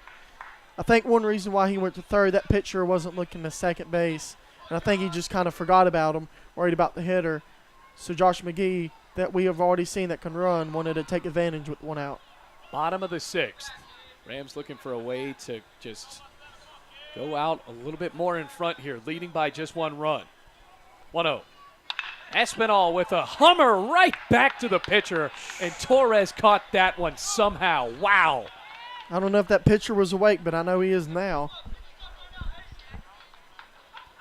I mean, Marcus Espinal destroyed that line drive. It was so low, and Torres just had to flash up the glove. It would have been impressive if he batted it right back down, just in self-defense, but somehow he caught it. So Bluefield misses an opportunity there, but wow, for Torres, what a catch. Here comes Jackson, and that pitch hit him right on, or nearly hit him, right near the thigh. He just jumped away from it. 1 ball, no strikes. Yeah, Jackson's definitely not a fan of getting hit by the ball, but who is? Well, the bottom of the 6th, Bluefield just leading by 1 run. Jordan Jackson trying to drive in this run with 2 outs. On the 1-0.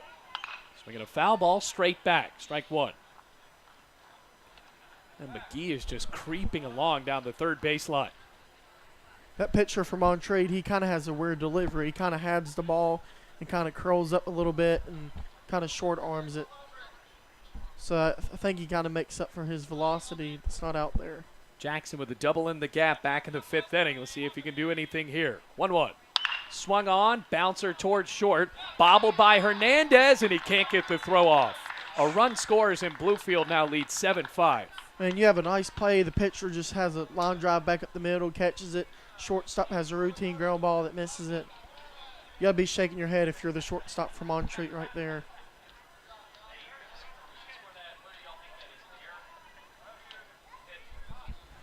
So they'll score it as a hit for Jordan Jackson.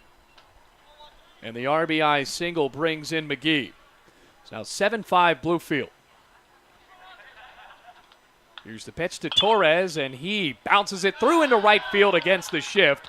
And now Bluefield has Torres on. Here comes Wood over to third. He slides in. Man, Caleb Wood's doing a great job running the bases. That's his 2nd aggressive play so far he's made on the base paths.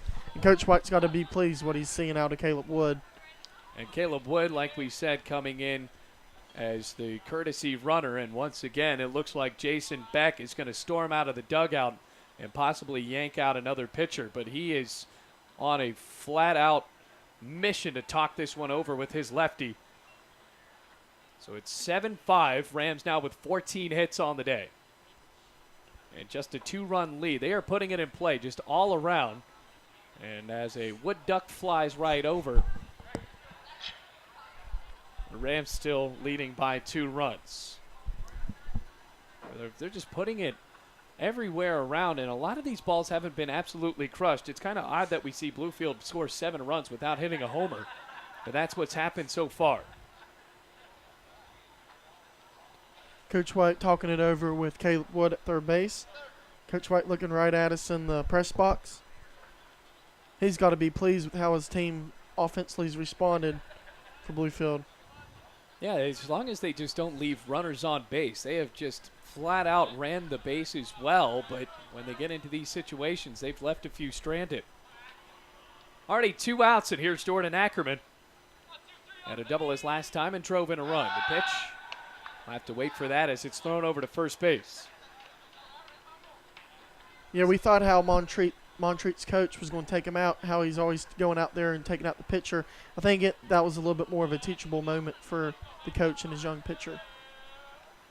Kick and the pitch. Skips in the dirt. Arias just bumps it off his chest as it rolls down the first baseline. Wood stays over at third and Torres at first. Got to go back to that hit by Oscar Torres, though. Just bouncing it through on the right side, a right-handed hitter. And he hit it just to where no one was. Right where normally Pareda would be, but he was positioned right in the middle. 1-0. Swinging a chopper high on the left side, scooping it into the shortstop. Safe. Throw to first. He's safe. That's what they call it, Baltimore Oriole chop right there. Almost like a slap hit we've seen from some of these softball players. Drives in another run. 8-5. Bluefield leads by 3 now as Wood comes in to score. And Torres moves to second. So an RBI single for Jordan Ackerman. Make that 2 ribbies for the center fielder today. Now stepping up to the plate on the right side, Nick Meadows. Meadows with a multi-hit game. The pitch. Swinging a high fly ball, skying out to the gap in right center, diving. Did he make the catch? No, as it rolls to the warning track. Meadows on his horse to third. Throw there. Gotta get down. Sliding out. in. Out. Out. So Meadows with a 2 RBI double gives Bluefield the 10-5 lead, but he's thrown out at third, trying to stretch it for 3.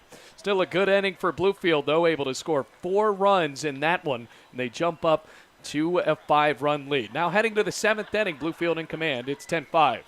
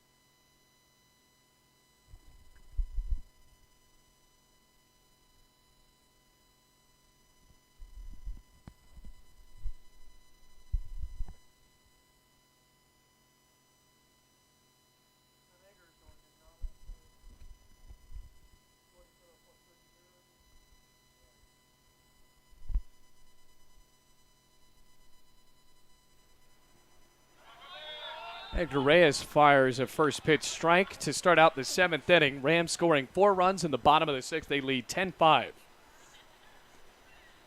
Now up at the plate now, it is the 9-hitter Austin Priesel. Takes a high fastball outside.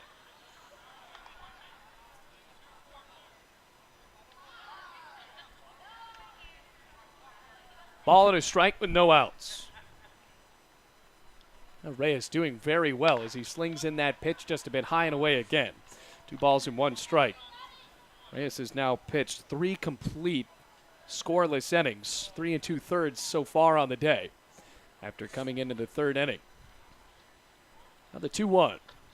Priesel with a check swing fouled it off, and he's got to be frustrated there. He did not want to swing, but it just nicked off the end of his bat. And the first baseman today has reached on a walk back in the 4th inning.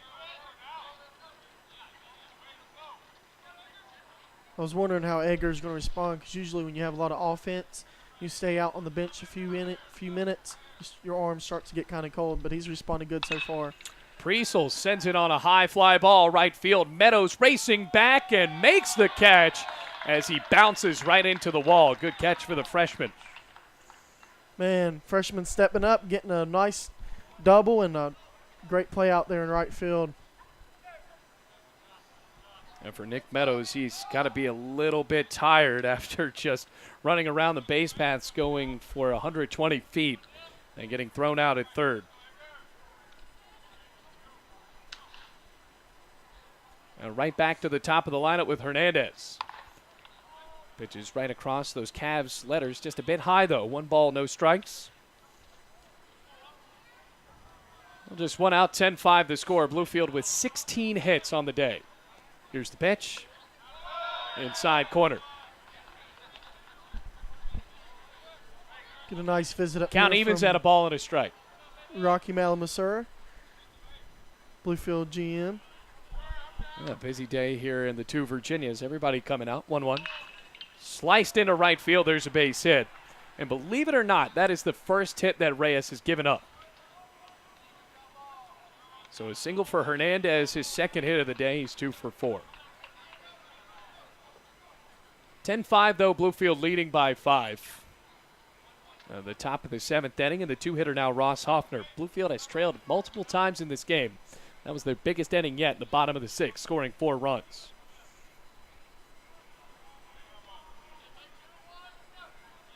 See how Edgar responds after giving up his first hit. Ball in the black glove. Quick kick and the pitch. Breaking ball that paints across the knee. Strike one.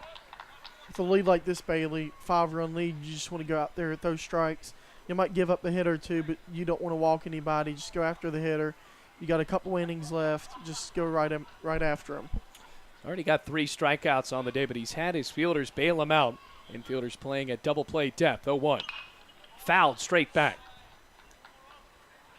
And you look back to that line out caught by McGee in the 5th inning to rob Caleb Talton, and then you saw to start out this inning, Austin Priesel sent a charge into one opposite field into right, and Nick Meadows was able to track it down.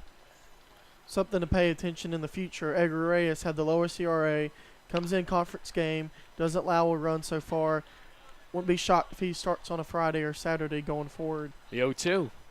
Overhanded delivery rises high, ball one. Yeah, you got to see if Mike White and Thomas Huddleston will really find the confidence in Edgar Reyes to start him out. Because in these past 2 appearances for him, he has done just a great job. This one's not over quite yet, though. 1 ball, 2 strikes, 1 out, runner at first. Bottom or top of the 7th, rather. From the belt, Reyes nods and fires. Just a bit high, and it looks like it hit off his batting helmet. So for the first time today, Reyes has allowed 2 straight batters to get on, and Hoffner moves to first. Now that will send up Caleb Talton. He's already got a homer in this one. 10-5 Bluefield leads. We're in the top of the 7th, just 1 out. Double play away from stretch time. You might see some activity going on in the Bluefield bullpen. People jogging down to the bullpen, down the right field corner. Could be Tyler Conklin, that young big pitcher from Greenville, North Carolina, to possibly mix it up. Here comes Talton, his 7th home run of the year. He hit back into left field in the 3rd inning. It'd be Trey Brooks as well. Pitch. Fastball just a bit inside.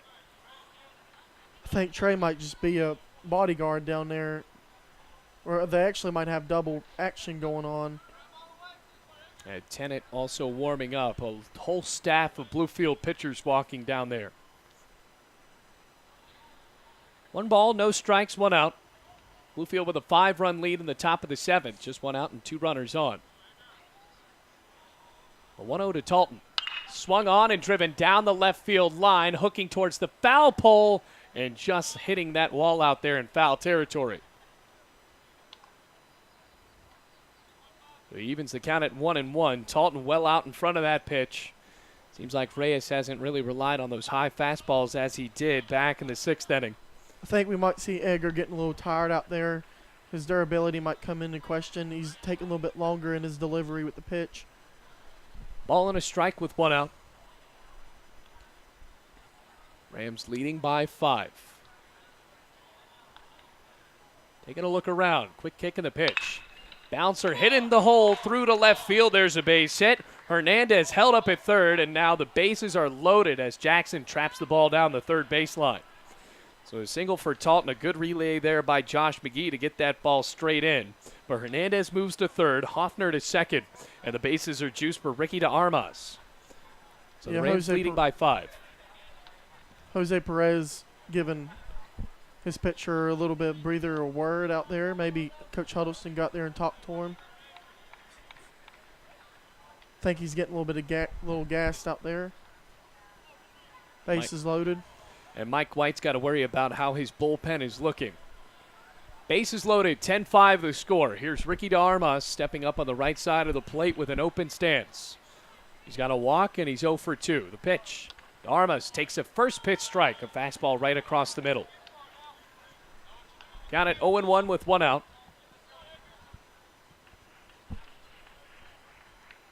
De Armas waits.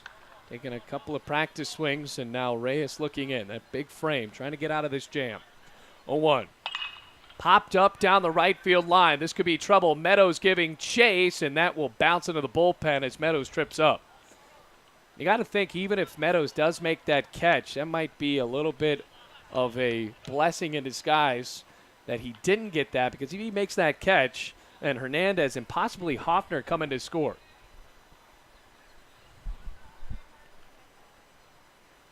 Because Meadows, if he was going to haul that in, he was going to have to get back up. I think Coach White right now, though, counting outs instead of runs. A couple innings left. Yeah, the infield not playing in, and the bases loaded. 0-2. Just a bit outside. 10-5, top of the 7th, 1 out. Early in the game, we saw that knuckleball get a double play. It would be big right now for him to get that again. Yeah, Edgar Reyes has used that knuckleball so far today. Ricky de Armas, the DH, batting cleanup with a chance to do just that. The 1-2 from Reyes. Pitch is high, but time called right before that. It was a late Tom. So that will not count. Now at a ball and 2 strikes.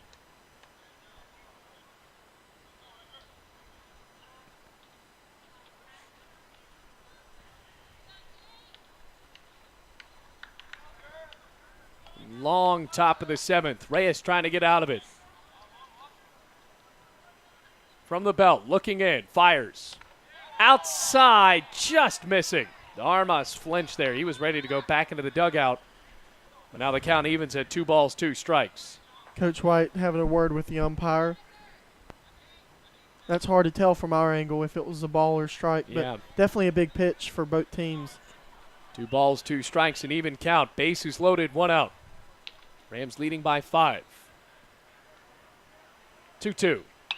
Swing and a belt deep to right field. Meadows racing back, settles down and makes the catch. Hernandez will tag up and score. And now it is 10-6. Looking back, it could have been worse with a little bit more carry. That's a grand slam that puts Montreat within 1, but just doesn't have enough oomph on it. But it's a sacrifice fly that brings in the 6th run of the day. Nick Meadows did a good job judging that ball out there, getting back, catching it. And he also did a good job throwing it to second base and keeping that runner at first base, even with the runner at third. Now with 2 outs, here comes Aaron Takis. Or Takix. He doubled in the 3rd, also walked and scored a run. Grounded out in the 5th inning. So he's 1 for 2. Now runners on the corners in 2 outs. First run of the day allowed by Reyes. First pitch to the righty, or the right fielder, I should say. Big swing and a miss. Count 0-1.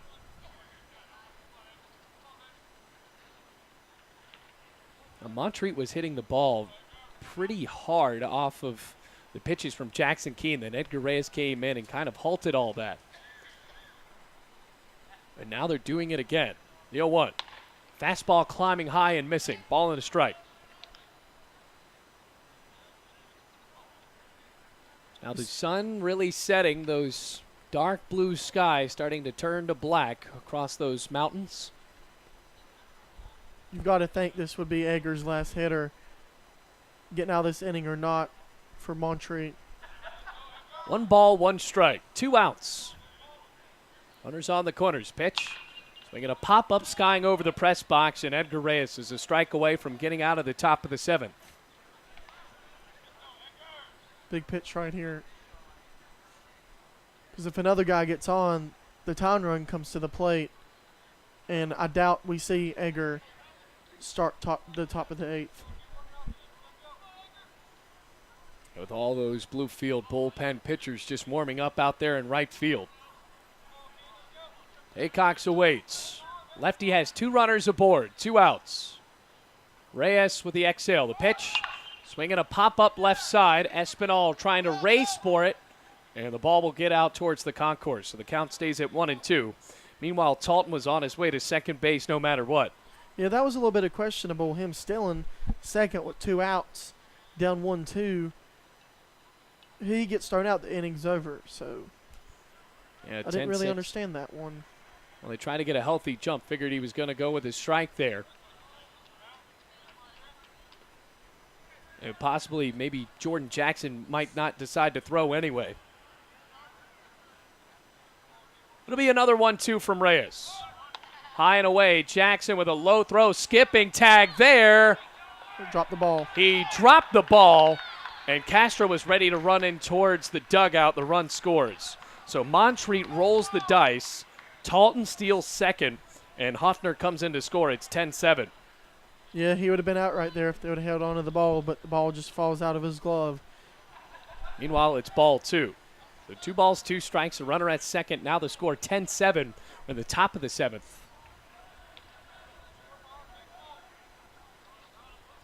With 2 outs, Aycock's trying to belt in another runner. Now Reyes with an exhale, checking the runner. Pitch.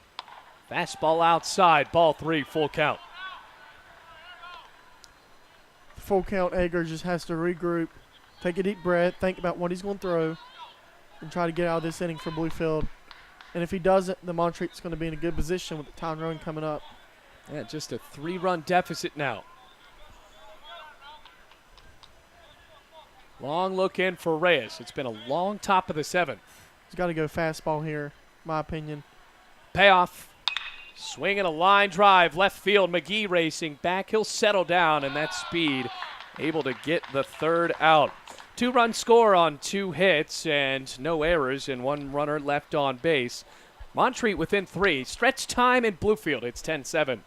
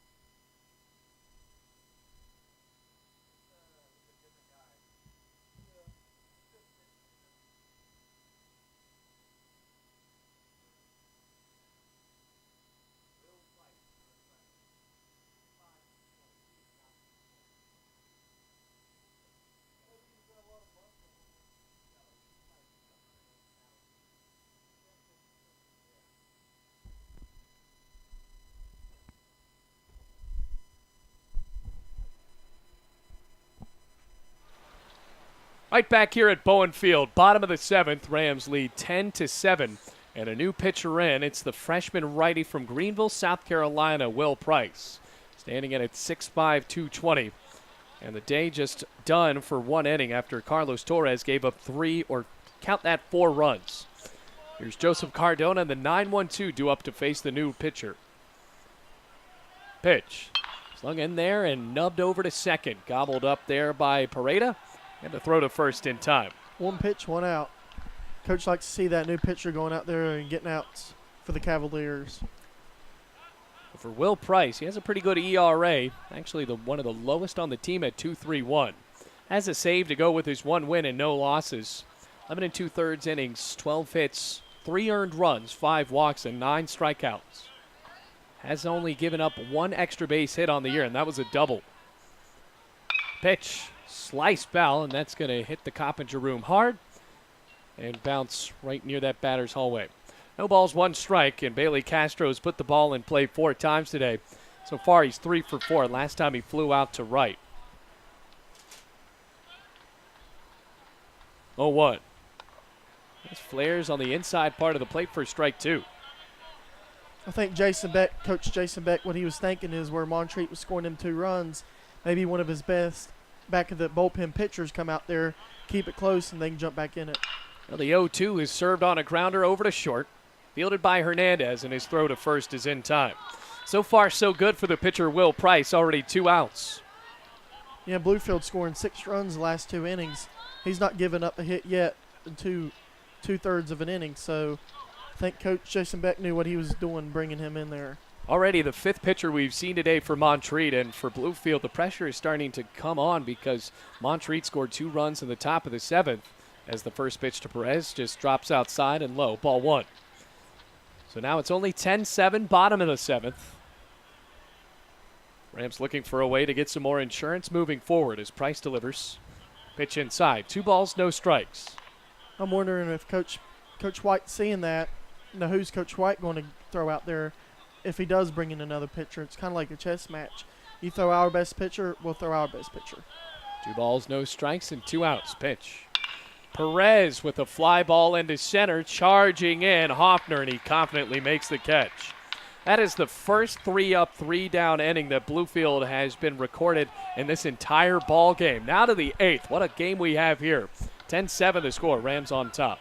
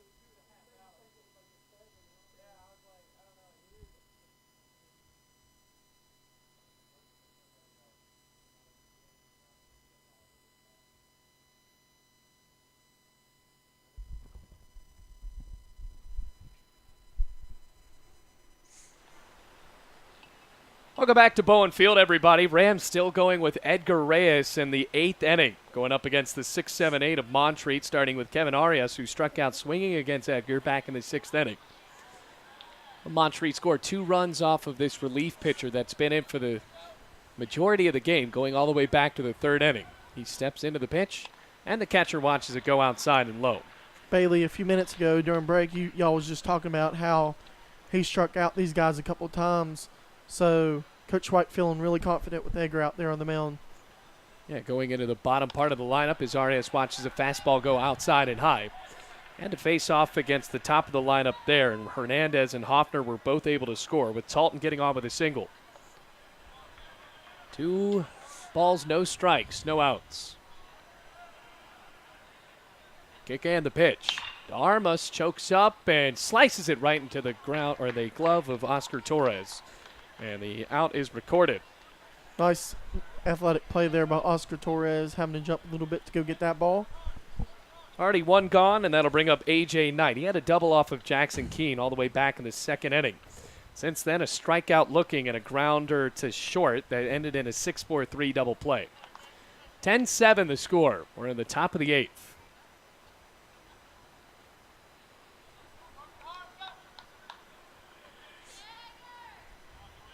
Stepping up on the right side, A.J. Knight. Knight, the left fielder. Pretty close to the home plate as the fastball flares across the middle. Strike 1. Gotta wonder who Mike White might throw into the 9th inning if Edgar Reyes doesn't get the green light to go. Who he'll bring in to possibly give for a save opportunity. That pitch is just sliced foul right side. Strike 2. That's, of course, if Bluefield doesn't get any run support. 10-7. Rams have led for the majority of the latter half of this one after scoring 4 runs in the bottom of the 6th inning.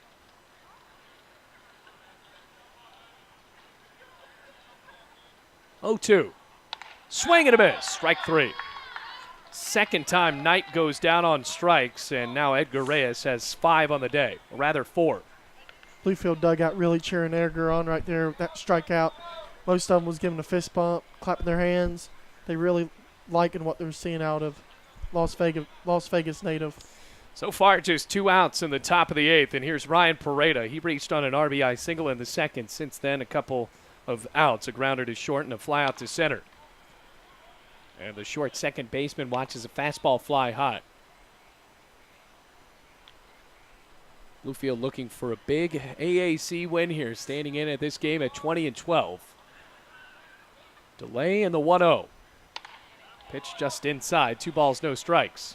Rams have had 14 games canceled, most of those midweek series.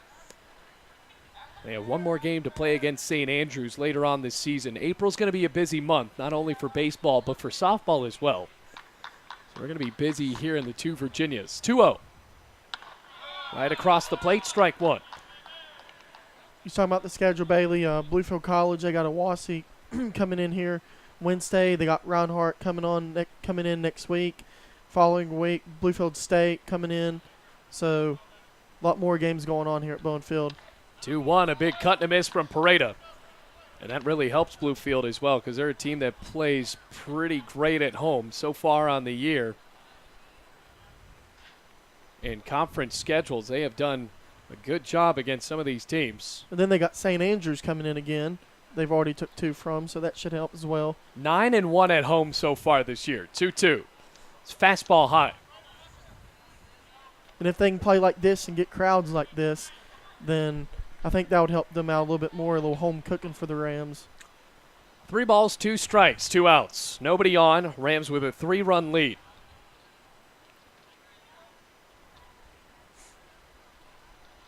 Reyes looking in. Payoff. Fastball, high, ball 4. That brings Pareda on with 2 outs, and here's Austin Priesel had that high fly ball out to right. I think Coach White's going to go out and make a pitch and change, talking it over with Coach Huddleston.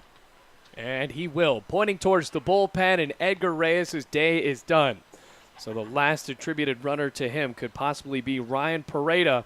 And after a solid showing from the senior from Las Vegas, he will now have to walk into the dugout and let a new teammate come in. We're going to let you know who that is. Rams lead 10-7, top of the 8th with 2 outs.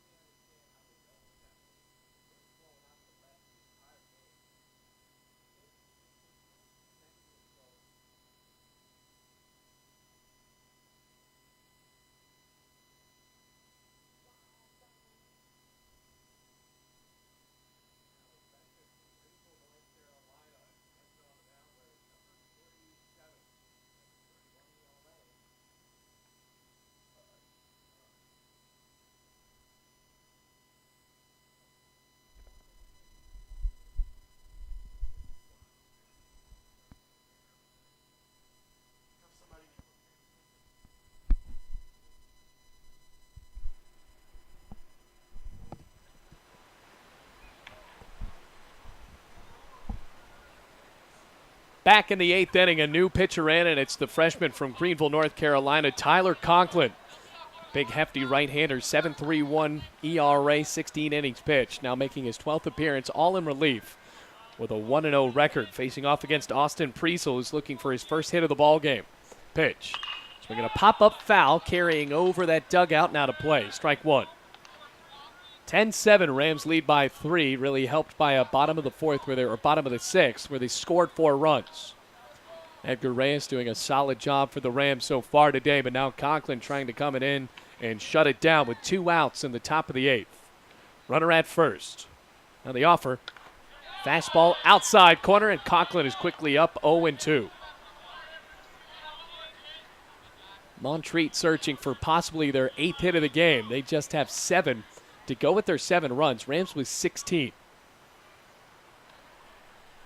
No balls, 2 strikes. Pitch. Fastball high. And Montreat has learned to start to lay off some of those carrying fastballs. We'll also see the velocity a little bit more faster for Conklin coming in, where Edgar is more of a ground ball contact pitcher.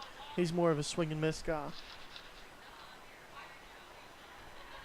1 ball, 2 strikes, 2 outs. Austin Priesel with a long fly ball to right, where Nick Meadows had to chase it down to the warning track last time. So that was the time where Edgar Reyes had to be taken into the dugout. From the set, the 1-2. Swing and a miss, strike 3. Conklin comes in and gets the job done, and now the top of the 8th is over. Pareda left at first base, and the Rams go to bat in the bottom of the 8th, leading 10-7.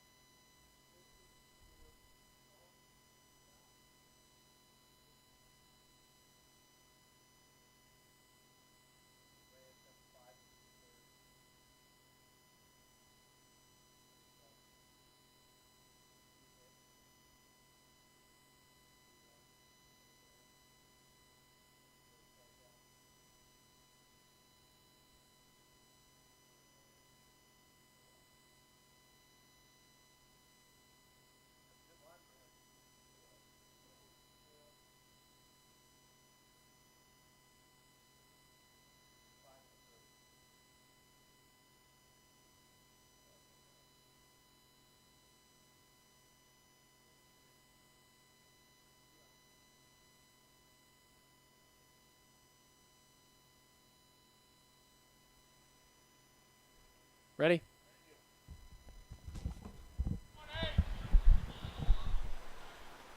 (10-7) the score. Joshua McGee leads it off for Bluefield as that pitch drops outside. Bottom of the 8th, Rams looking for some insurance. Tyler Conklin came into the top of the 8th and struck out Austin Priesel after a solid outing for Edgar Reyes. Yeah, Conklin came in, throws strikes, and really was fired up with that last strike. That pitch is grounded sharply to short. Bobbled there by Hernandez. Throw to first. Not in time. So we'll see how they score that as McGee moves to first. That was a hard hit ball to Hernandez, and he was able to leg it out. He was surprised he got that throw off. The ball looked like it just kind of nicked him in the face right there.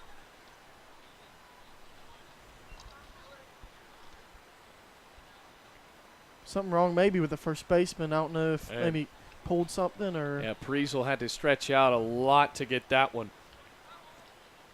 I would think that might be an error, though, because if Hernandez fields that cleanly, McGee is out. Not only he didn't field it cleanly, the throw was a little high, too, so... Yeah, had to rush through it, and Priesel is just talking this one over. Meanwhile, Will Price still on the mound. Came in the last inning and orchestrated a 1-2-3 top of the 7th. Or bottom of the 7th, I should say. Rams lead by 3.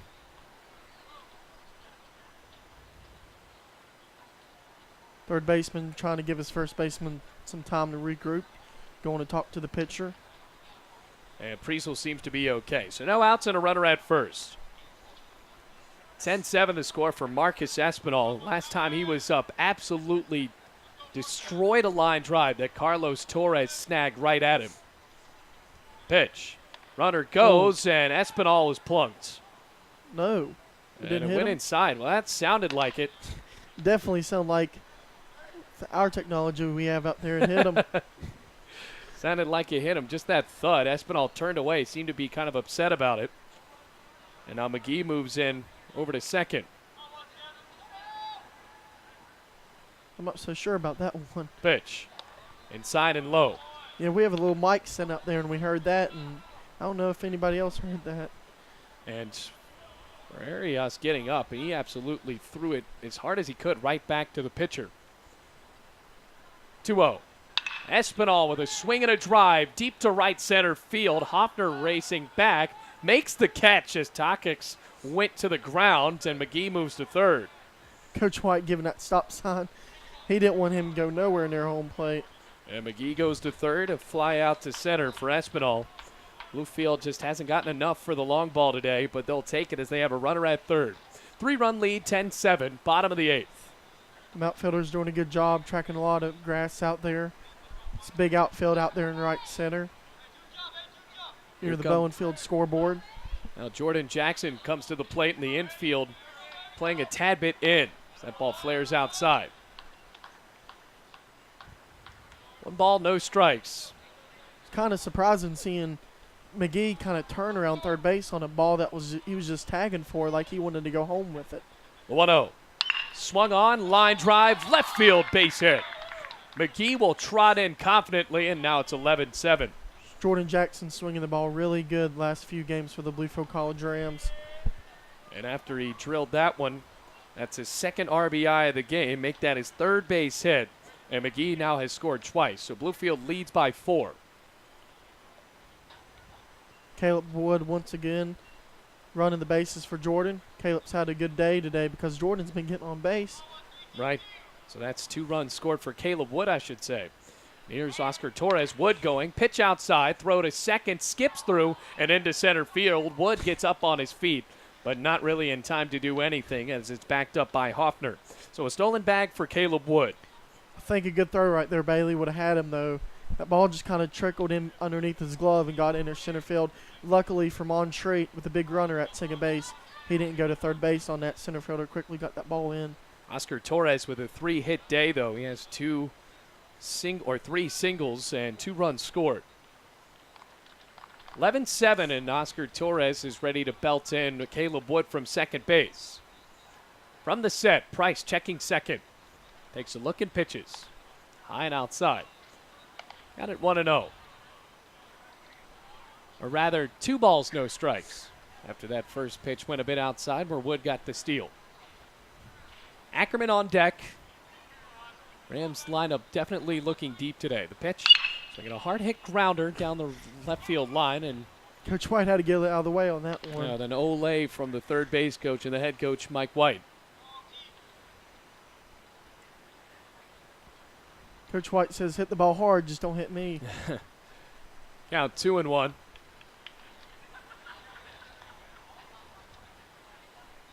Important series for the Rams, and now playing it at home, Montreat will have to try to find a way to come back in the 9th inning.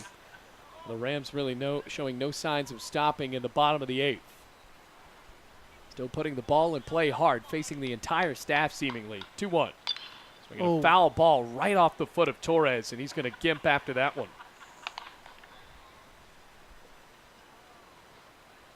Even with the little shin guard on, it still kind of hit him in the leg. 2 balls, 2 strikes, 1 out. Bringing in some new game balls as Torres just has to walk off the sting of that one. Inning started off with a single from, or rather an error that got McGee to get on. And Espinal flew out to center field. McGee had already stolen second. So he was at third, and then Jordan Jackson brought him in on a single. 2 balls, 2 strikes, 1 out. Now the pitch. They're swinging a pop-up right behind home plate. It'll carry over the fencing out of play. If you're the Bluefield coaching staff, you've got to be pleased how, like you said earlier, these hitters are keep swinging the bat. They're not giving up with a 4-run lead. They want to add more and more and more.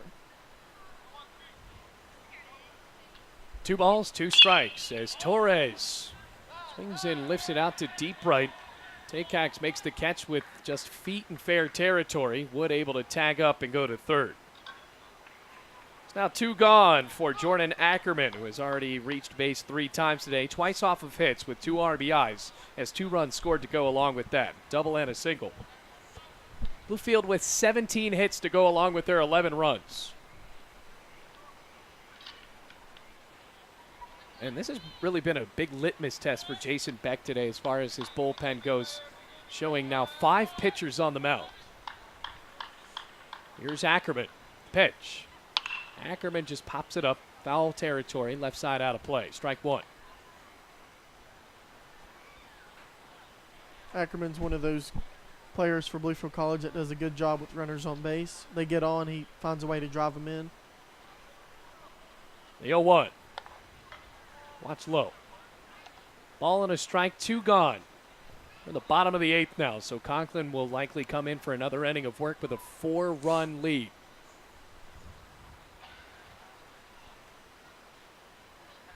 One one. Swung on and fouled away. Left side out of play. Count rises to a ball and 2 strikes.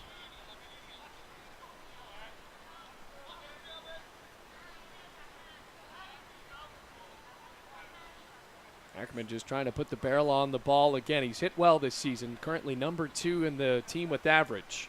The 1-2. Swung on and Barely fouled got back. a piece of that. Just barely. It rips around the boards. 1 ball, 2 strikes, 2 outs. And Will Price just battling here to try to get out of this inning. Wood at third. Pitch. Ackerman swings in, grounds it into right field. Another base hit. 3 RBI day for the center fielder, and Bluefield has now propelled the lead to 12-7. It's just been a hitting party so far for the Rams in the bottom of the 8th, and they're making it even tougher for Montreat.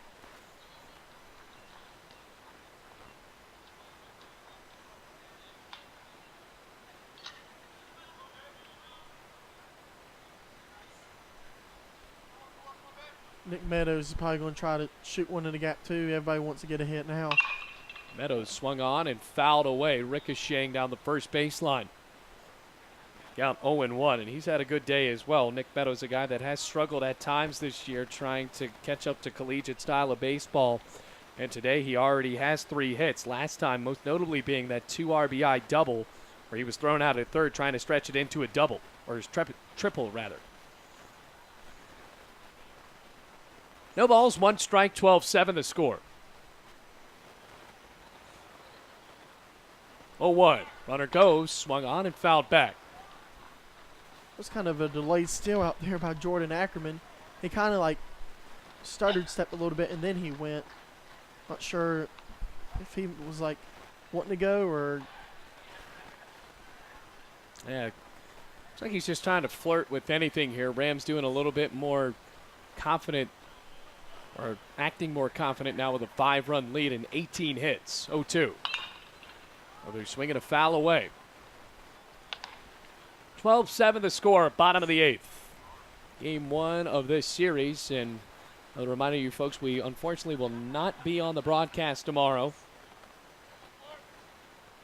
Got softball doubleheader. One of the rare times that both teams played. That pitch is swung on and grounded down the third baseline foul. So Meadows really battling here. Rams have already put 2 across in the bottom of the 8th. Looks like Trey Burks out there warming up for the Rams. Now the 0-2. Must have been inside. I got to wonder if he throws somebody else in the 9th inning with such a high lead now at 5 runs. Meadows still battling here. A ball and 2 strikes for the freshman.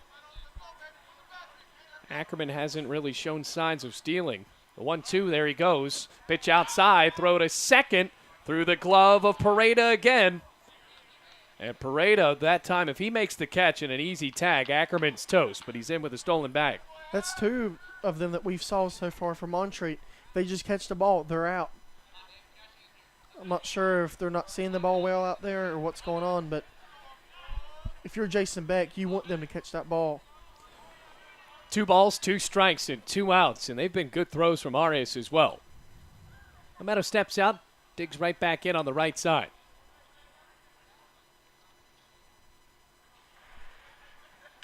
Pitch. Swung on and fouled away just off the end of the bat. Bailey, I'm not sure what's going on in the park, but I keep seeing more vehicles and I don't know if it was a horse busy show night. or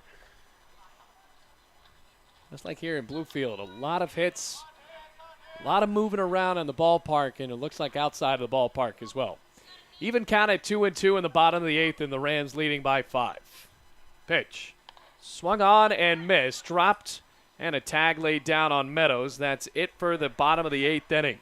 Rams able to score, though. 2 runs on 2 hits and 1 error, and Ackerman left at second base after his RBI single. We'll head to the 9th now. Bluefield trying to shut it down as they lead 12-7.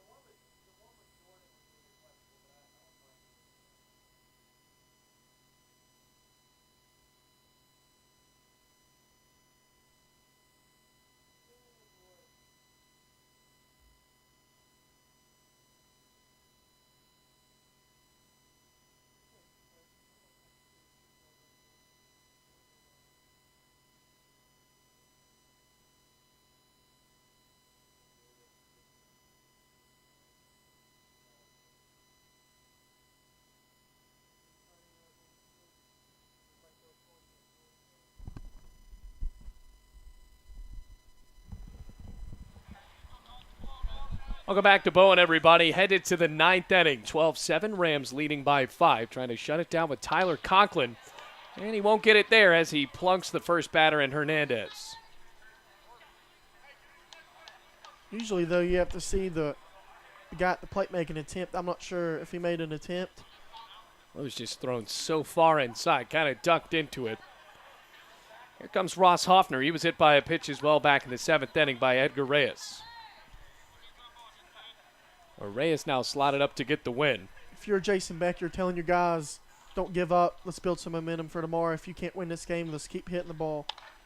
It's right across the middle to Hoffner.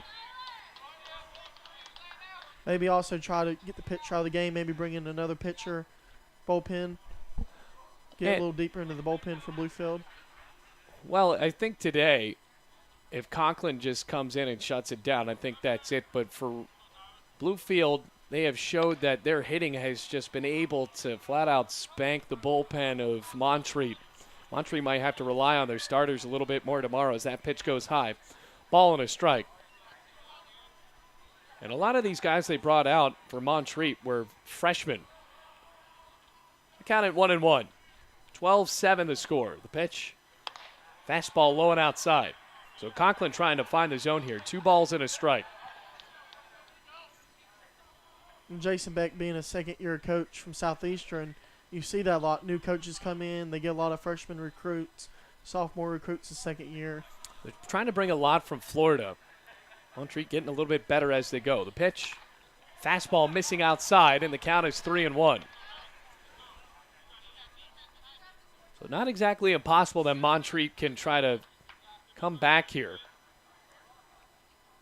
And they're in the best part of their lineup now with Hernandez and Hoffner. Hernandez already reaching on a hit by pitch. 3-1. Hoffner swung on, dribbled towards first. It's a slow one. Torres has to race to the bag, and he'll win. Moves the runner over to second, and now there is 1 out. Little PFP right there, a little communication between the pitcher and first baseman who's got the ball. Now here's Caleb Talton. Had that big home run against Jackson Keene back in the 3rd inning. Now stepping up to the plate, it will be Caleb Talton.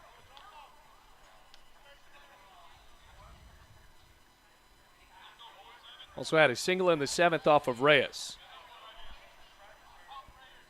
So if the results stay as they are and Bluefield wins this game, Bluefield will jump in the 8th or 7th spot, and then Montreat will jump back in the 8th spot.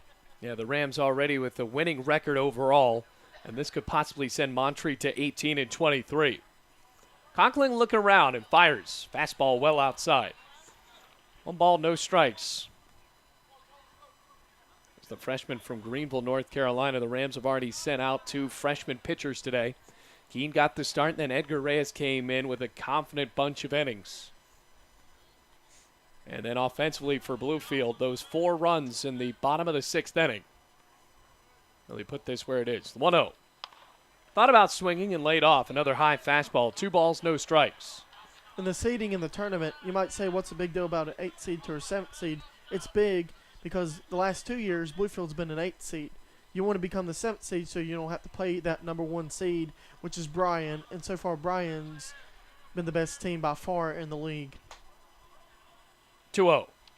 Hit him. Well inside, and that will bring the runner over to third. That almost looked like it hit him, but will they count it? Caleb Talton awaits, and he's walking down the first baseline with his bat, and now It looked like it hit him. It sounded like it hit him. we've already been wrong on that a couple times today. Talton's just wondering, signaling to the umpire that it hit his jersey, and now he's going to have to stay in.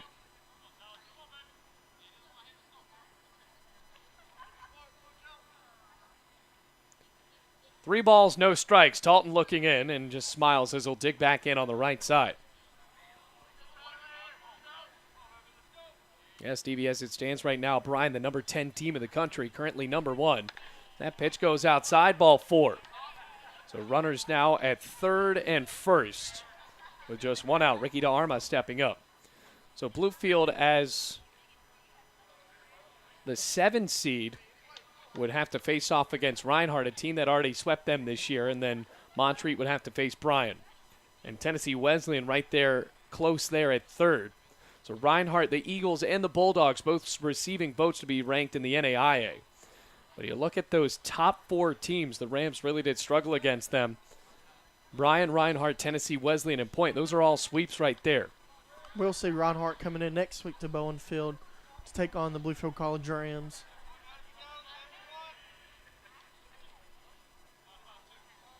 Oh, excuse me. No, nothing with Reinhardt yet.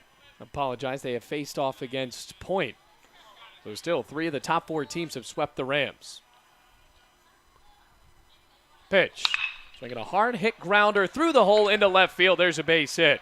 Hernandez will score, bringing Talton to second. RBI single for Ricky DeArmas, his first base hit of the ballgame. Still trying to find some outs. Just 1 out. 12-8 now the score. Bluefield hoping for a double play that can send them into the win column. Looking for possibly their 4th win in a row. Had 2 wins against Johnson earlier on this week, and then another win against in-state rival Emory and Henry, a D3 side from the ODAC Conference. Here's Aaron Takak's pitch. Right fielder looks at it, cross right down the plate. Strike 1.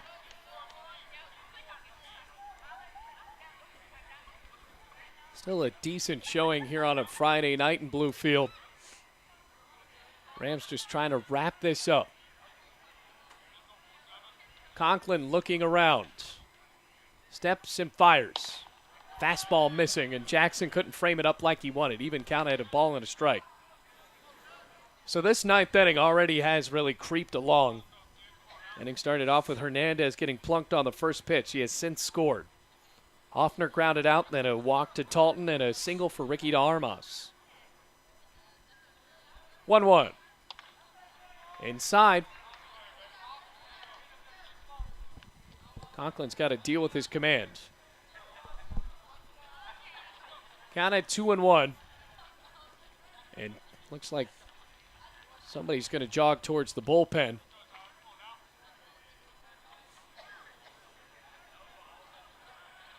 Two-one. Just a bit outside, but notching on the corner, and looked like the right fielder Takix knew that one. So the count evens, 2 balls, 2 strikes. Top of the 9th inning, 12-8 the score.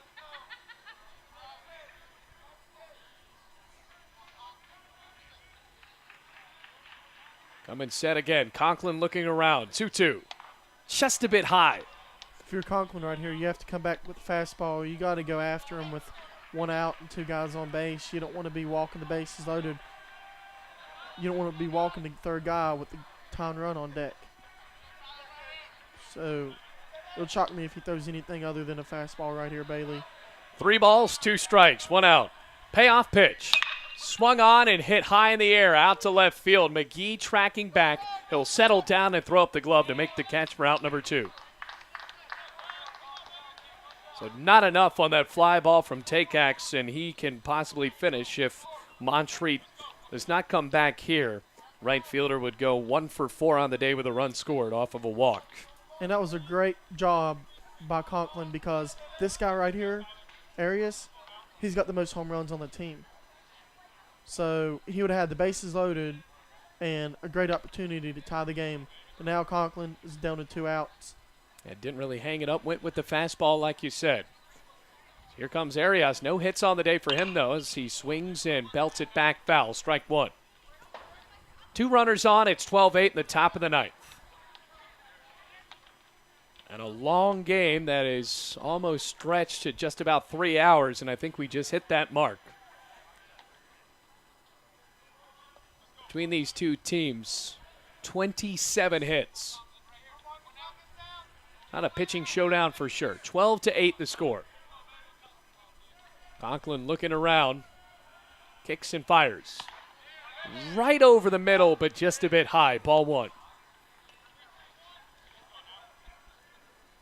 The count evening up. Conklin came on back in the top of the 8th inning. Struck out Priesel. 9th inning has been a little bit tougher. Rams still behind him with a 4-run lead, though. Conklin comes set. 1-1 pitch. Fastball notching in across the knees. Wow, strike 2. That was close. They haven't been getting that call all game, Bluefield, and finally they get that call. And I think Montreat was a little upset because the umpire was calling it some balls a few pitches ago. Ball and 2 strikes. 2 outs. Conklin with the ball in his glove at the belt. 2 runners aboard in the top of the 9th.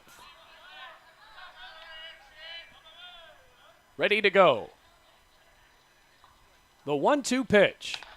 Just a bit outside, and Bluefield was ready to jump out of the dugout. That was a bit low. 2 balls, 2 strikes with 2 outs. 2 runners aboard.